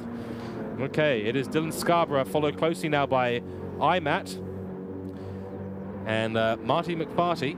He is a bronze category driver, so an AM class driver, and doing very well out front. He won't hold on to this position very long, as Dean behind him is a very, very quick racer, and probably on fresher tires as well. We will have a little look at those. Yes, fresher tires indeed. Oh, picked up a penalty though. Okay, so he'll be forced to deaccelerate through the Blanchemont corners on the long straight coming up as they head now through turn 15 into Stavelot. This penalty to be served momentarily. Oh, as he runs wide as well. Oh dear. Forced acceleration, deacceleration while he was turning has forced him wide. That's very unlucky. That's going to lose him a lot more than a second on track. Oh, some action happening. At the lead, it is Chops doing very well out front, our privateer, managing his tires and hoping to go to end on this fuel. And we'll see if Dean is able to catch up with him. He's struggling a little bit behind Dylan Scarborough's Porsche. Now, the Diffusion Race Engineering guys have fallen off a little bit. Something has happened, I believe, to Hellblazer. He did pit again, so he's done his second pit stop of the race. Whether that turns out to be the right strategy or not, we will see. We've got one on the grid opting for a one stop. That's Chops, and so far a couple on the three stop strategy. So as you can see, Monica, one of the people going for a second pit stop already, dropping down the grid back into 8th spot there. Matthew Joinson behind her, going for a move. Let's see what happens through the La Source. Not able to make a move, but the power and speed out of the corner of that Porsche is absolutely astonishing. Gets the run on her down Eau Rouge. Will they go side by side here? Oh, Monica has to back out. Unfortunate for her, losing another place there to Matthew Joinson. Matthew Joinson could be under a little bit of fire here from Monica down the Kemmel Straight. It's a bit of a switcheroo on track that can happen between these two drivers. We go on board. Can she make something happen? Down into Lecom. Late braking, no. Later braking there by Matthew Joinson. So doing very well to hold on to his newly acquired 8 spots. He's got a big drive to do. He spun out earlier on, and he's got a big drive to get back to the top of the grid. Currently behind his teammate, going very wide there through Ravage. Not ideal. Certainly not the optimum racing line, that's for sure. Might be a little bit indicative of the Porsche's understeer, as again we see understeer from the Porsche. Hard car to wrangle, but if you can get it wrangled, then you can do well. Understeer again. This Aston we're on board with looking very, very planted with Monica Camilleri. She's a fantastic driver on fresher tires, I believe, than Matthew Joinson. So we'll see how those two do as we go on board now with Dean up the grid a little bit. He's on the back of Dylan, but Dylan doing a great job of holding off the incredibly dangerous attacks of Dean, but will he be able to hold it off through the bus stop here? Yes. Incredible late braking there by Dylan. He's racing the race of his life at the moment. An AM category driver holding up many Pro-Am category drivers. It might all be over though into La Source. Yeah, Dean van der Zandt goes side by side with him. He'll have the inside run into La Source. A switcheroo attempt by Dylan. Now that Porsche 911's power, he will probably get another switcheroo back on Dean. A yo-yo effect happening between all these drivers is absolutely brilliant. This is why I love Spa. And a comment from the grandstands, why is the Porsche wiggling so much? The Porsche has a lot of oversteer. It's got a very, very powerful engine. And also, it may also be down to connection, by the way. I am in New Zealand over here, and the races are hosted over in Australia, so it could just be a little bit of latency that you're seeing there from the grandstand. But at the same time, the Porsche is a very, very oversteery car. Naturally, because it's an MR spec car, so it's got a mid-engine, rear-wheel drive, and a very, very powerful engine at that. So it does spin its tires quite significantly when you put the power down. Now, dropping from the top of the grid to the mid-pack, we do have Hellblazer for Diffusion Race Engineering. He's done another pit stop, and that's put him a little bit back in the field. He'll be competing with Matt Joinson, who's approaching him about 10 seconds out. We may see these two get closer as we do just go past 3/4 race distance, so 45 minutes into this race now. Only 14, now 13 minutes left in this race, so it is all heating up. Can Dylan get ahead of Matt? Can Chops hold on to that top spot and keep Dean van der Zandt at bay? Can Hellblazer and Richard get back up into the top 3? And can Matt Joinson get himself back up into the top 3 as well after that mistake? We'll see. Now, some of the people's tyres, it looks like they're going to go to the end now, most of these guys on their strategy. There'll be a few that will need to pit again. Based on the fuel, they may have to detune the cars a little bit, get into a lower fuel map, run the car a little bit leaner than they might want, and that'll bring some people back into contention. We do have Wade Rushton now, so a competition now. Oh dear, a big send by Wade Rushton on Dylan Scarborough. That is for the lead of the Bronze Championship, so Wade able to get ahead now of Marty McFarty, and followed now closely by Richard Robinson. So those, right now, as you can see, coming into La Source, that's your first, second, and third place drivers for the Bronze Championship, running overall 3rd, 4th, and 5th in the race. All of them doing a very, very good job here today at Spa, finishing ahead of many Silver Championship drivers. That's going to bag them so many points. They'll be absolutely stoked with that. Just don't crash at this point. And it looks like Wade is going to lose out to Dylan Scarborough. Not able to stay in the slipstream for very long. Rushfire able to get the inside line into Lecombe. That is definitely the position you want. And he's able to hold off. Oh, a little bit of contact there. Rushfire squeezing Dylan on the outside. Good driving from these two, respectful. But as long as they're fighting, that's going to bring Richard Robinson for Diffusion Race Engineering back into the fray. Looking to get something a little bit more than 3rd place in the Bronze Championship. Out ahead for the Silver Championship at the moment, it is Chops 1983, our privateer, Sean Parker. He's done absolutely brilliant so far. 2nd place, it's Dean van der Zandt, who's getting closer and closer to him. I want to quickly check the time gap between those. 10 seconds is the gap. But it looks like Dean has got all the resources he needs, both tyres and fuel, to push like an absolute demon to the end of this race, whereas Chops here is going to be fighting against degradation towards the end of the race. Still 11 minutes to go. That's at least another 5 laps. And I think Dean will be looking to try and make up as much of that time as possible. He'll be able to push, while Chops here is not going to be able to. Already running a little bit low on that front left tyre. Not looking particularly healthy, already running under 50% fuel. So he'll have to do a little bit of low fuel map running. He'll be able to use that time advantage he's got, 10 seconds ahead, to his advantage, so he can play with that a little bit.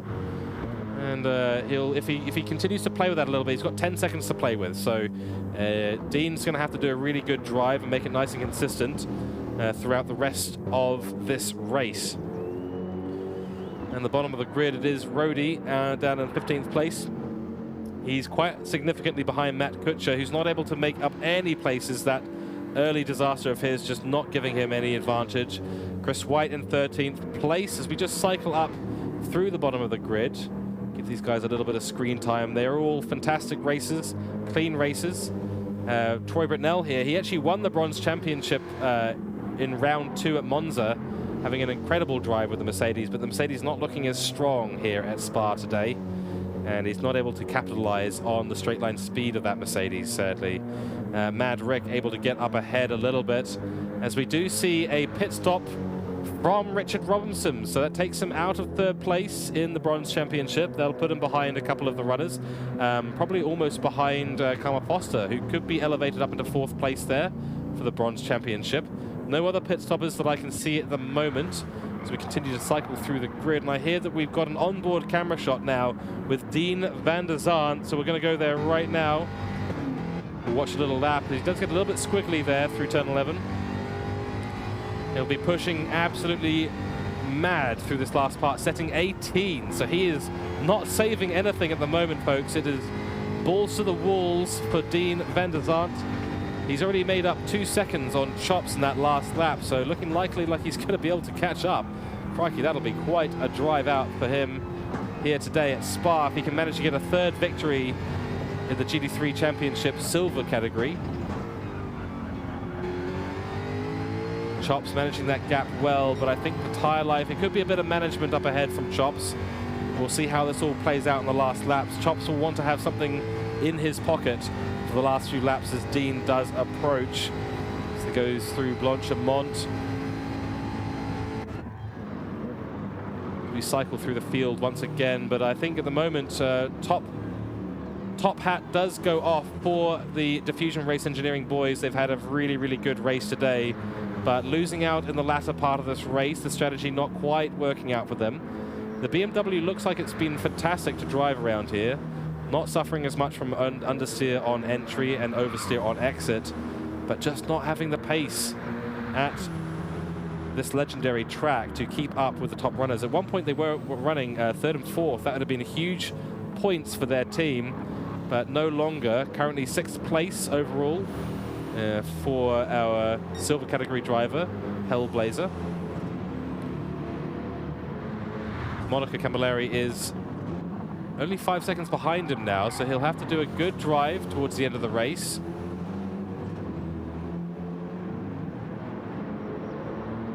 Have a little look up the grid as well.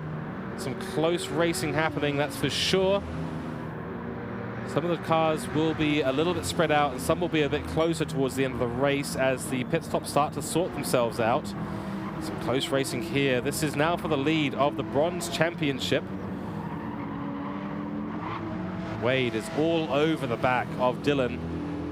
So can the Porsche hold its tires and hold its weight through the rest of this race? Only about 6 or 7 minutes to go now for the rest of the race here at Bar. Wade is getting a good run there out of turn 11. Looks like the tires are the real factor here. You can see the rear tires of the Porsche are absolutely destroyed in comparison to the BMW. So the BMW, while I was saying that it's got less understeer and such, that is why the tires are having a little bit less impact. He's swerving around, trying to find a way past Dylan. Doing a fantastic job at the moment. We'll stay on board with these guys. And I'm hearing we are going to have an onboard here with Rushfire. Excellent. Thank you to the broadcast box. Excellent job there. And thank you to the grandstands for keeping us eyeing up all the action happening on track. Very difficult for the broadcast box to keep up with everything that's going on track. I do see a few positions behind. We've got some action as well. We'll jump on board there as soon as they go through the third to last corner down to the bus stop. Will there be a move by Wade Rushton? Looking to the outside and looking to the inside. No, doesn't decide on a move, but wide on the apex there is Dylan. Running the apex there. So that balances out between the two cars. Not a great run for either through the bus stop chicane. We jump down the grid a little bit further. We do have some action happening down here between 10th, 11th and 12th spot. Mad Rick being followed by Troy Britnell, followed by Matthew Joynson, who's had an incident. Oh no, oh no, oh no. So Matthew Joynson having to, unfortunately, he's had an incident there. Let's see. Oh dear, oh dear. Yes, it is Matthew Joynson. He's had an incident there. The whole front of the car has been completely damaged and he's picked up another penalty. Oh dear, that is a disaster for him. He was running up in the top spots, but with that damage, the car will be severely impacted. As you can see, the engine's not damaged, it appears, luckily, but the whole front of that car is totally ruined. Very unfortunate for him as we go back on board. Only 5 seconds, less than 5 seconds now between those two. And the fight continues for third place between Wade Rushton and Dylan Scarborough. Dylan Scarborough picking up the pieces for Scarborough Motorsport today. As Matthew Joynson's just had a bit of a disaster moments ago. Hellblazer almost running wide there in Rivage. Looks like Monica has dropped off the back of him, and unfortunately for the other bronze category driver for Diffusion Race Engineering, Richard Robinson, he's not able to maintain that top spot. So he's gone for another pit stop, trying to push, but I don't think that was a really good move in the latter parts of this race. You might have been better just to take advantage of the slower tire instead of losing 30 seconds in the pit stop. The Porsche burning tires, burning rubber on the track. I feel for these chaps in the Porsches at the moment, but Dylan doing a very, very good job to keep Wade behind him. But you can see, look at that rear left tire. It's gone. It's getting to the point where we can start to talk about tires puncturing, and that is very scary for those Porsche drivers suffering on the oversteer around here at that track at Spa. And that's definitely not doing them any favors. He's starting to go a little bit wide into some of these corners, but only 3 minutes left, so we are coming up to the penultimate lap of this race. The checkered flag, the white flag, will be out soon. And it looks like the gap rapidly closing now between IMAT and Chops, our race leader. The front left tire absolutely destroyed. Just see in the distance. We'll see it soon. Dean van der Zandt coming around onto the Kemmel straight. This is going to start to get spicy for the top 4 positions. Quick mention here for Jeff Bruin, going through a Rouge. He's done very well on the recovery drive. Had a couple of spins earlier on in the race. Didn't do him any favors, but 5th place is excellent. An excellent recovery drive from him. Just needs to manage his tires all the way to the end of the race.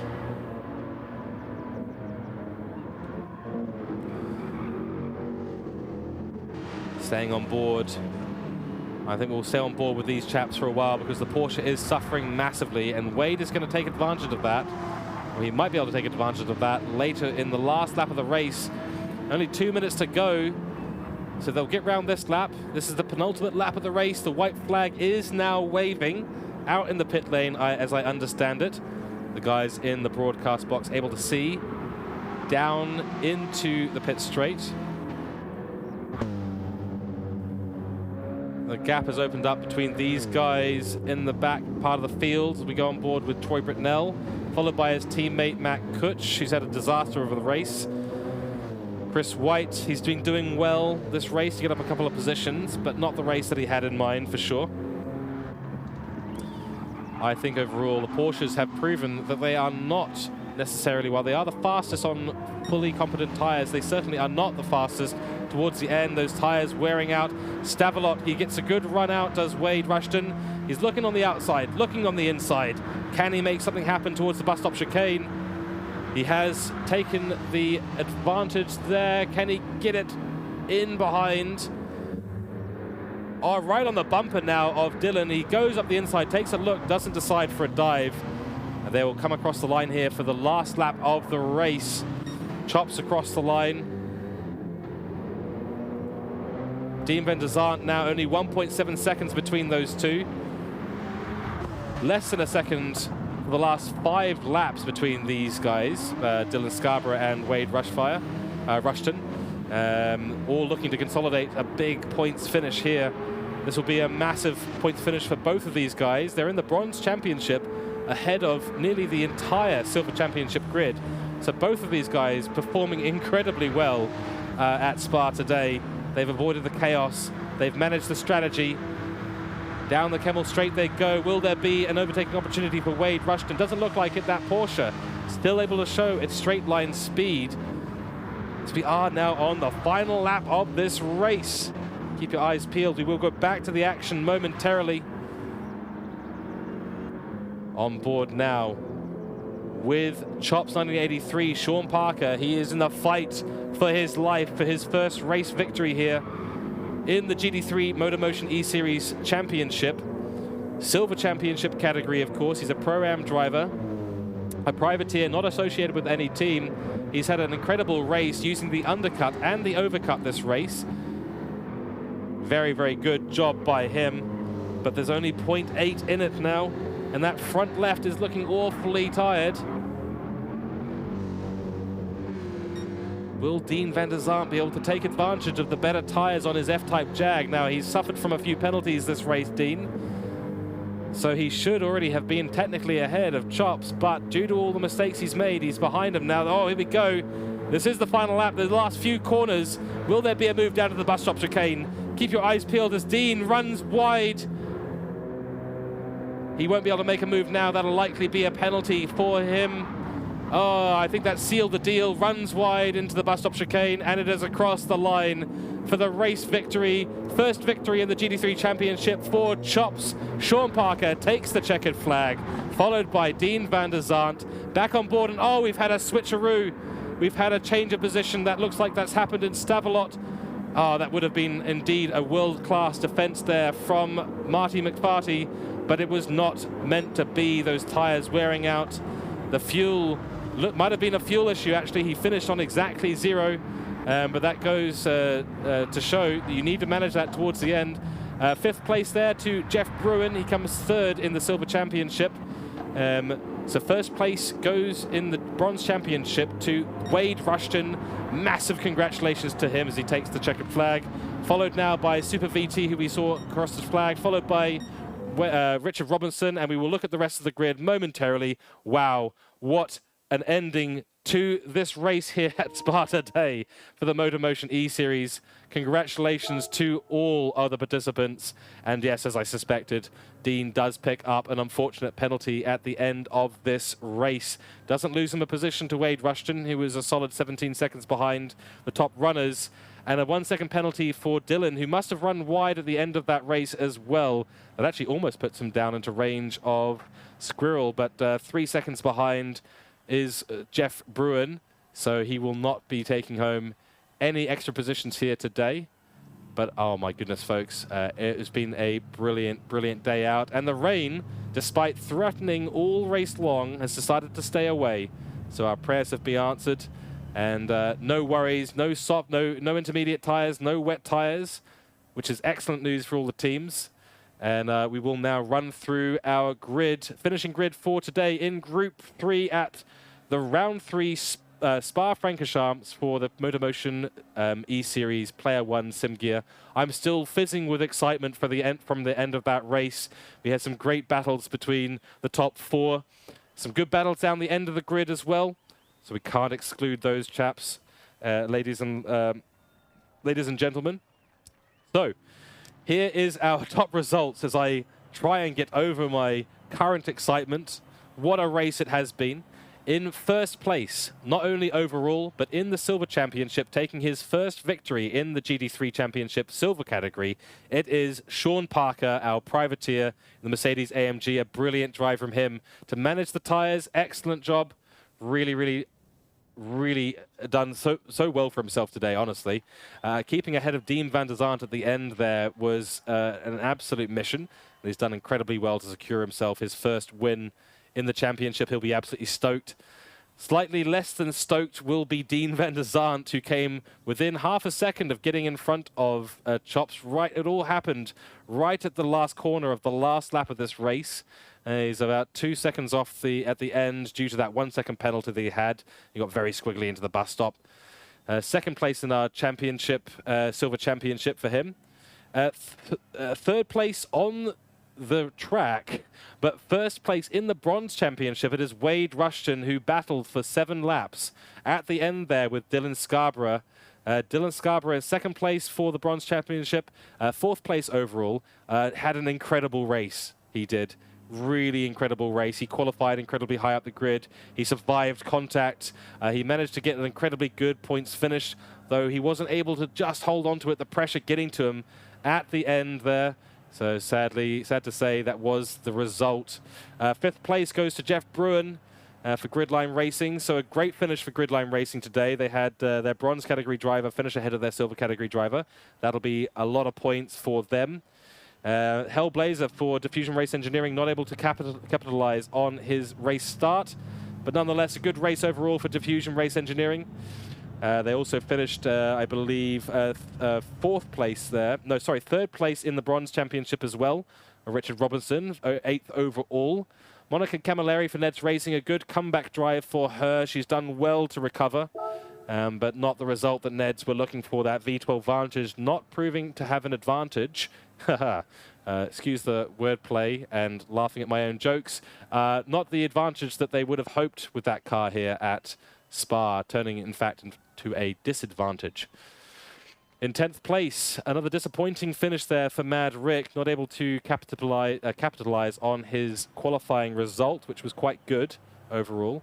So for Strike Race Tech, they won't be happy with this race today. But nonetheless, a 10th spot finish for him, so he rounds out the top 10. You can't be unhappy with that.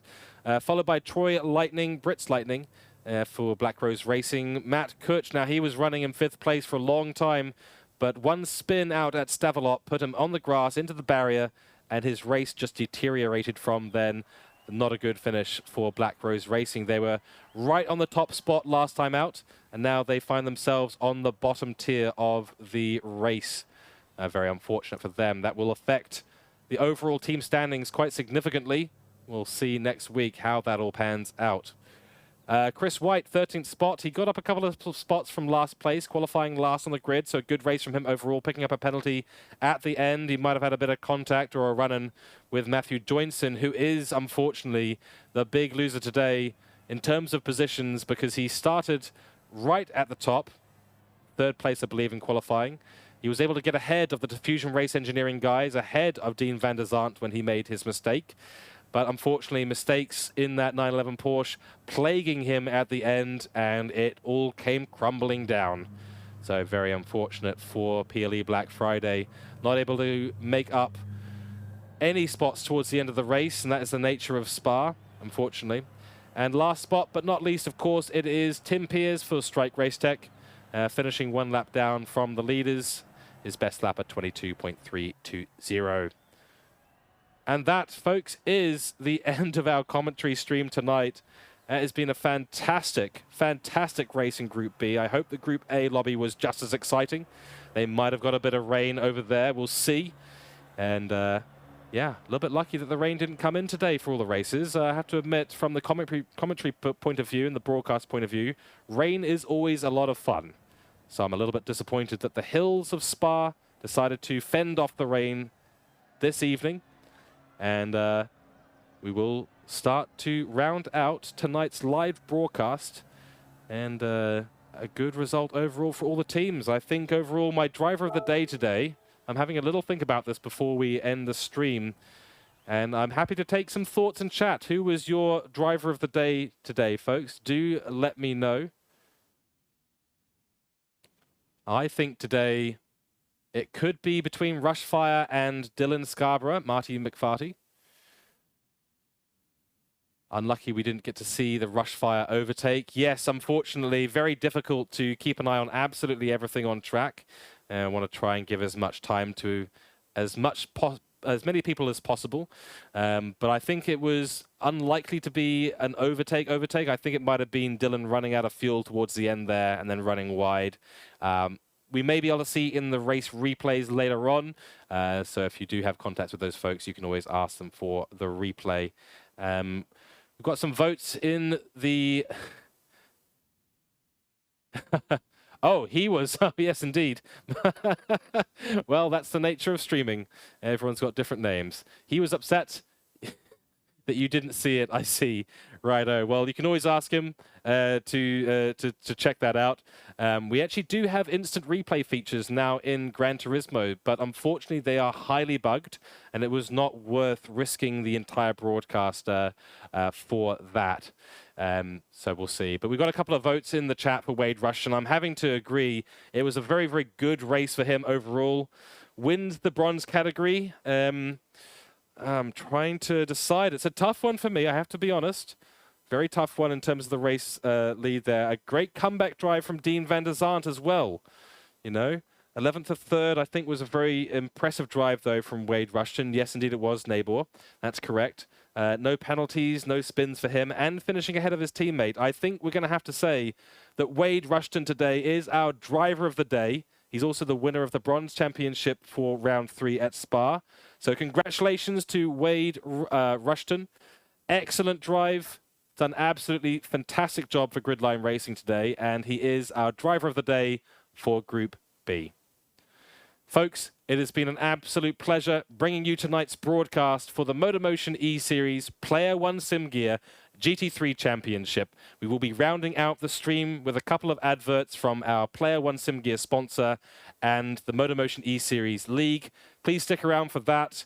We won't be doing a raid out because this is a Twitch stream, which makes no sense to say on a Twitch stream. But this will be rebroadcast tomorrow on YouTube for your viewing pleasure. And thank you again to everyone who has jumped in today. I hope you have enjoyed tonight's broadcast. I am George Cooke, also known as Crazy Good Kung Fu, bringing you the commentary live from Spa, the round 3 of the MotorMotion E-Series Player 1 Sim Gear GT3 Championship.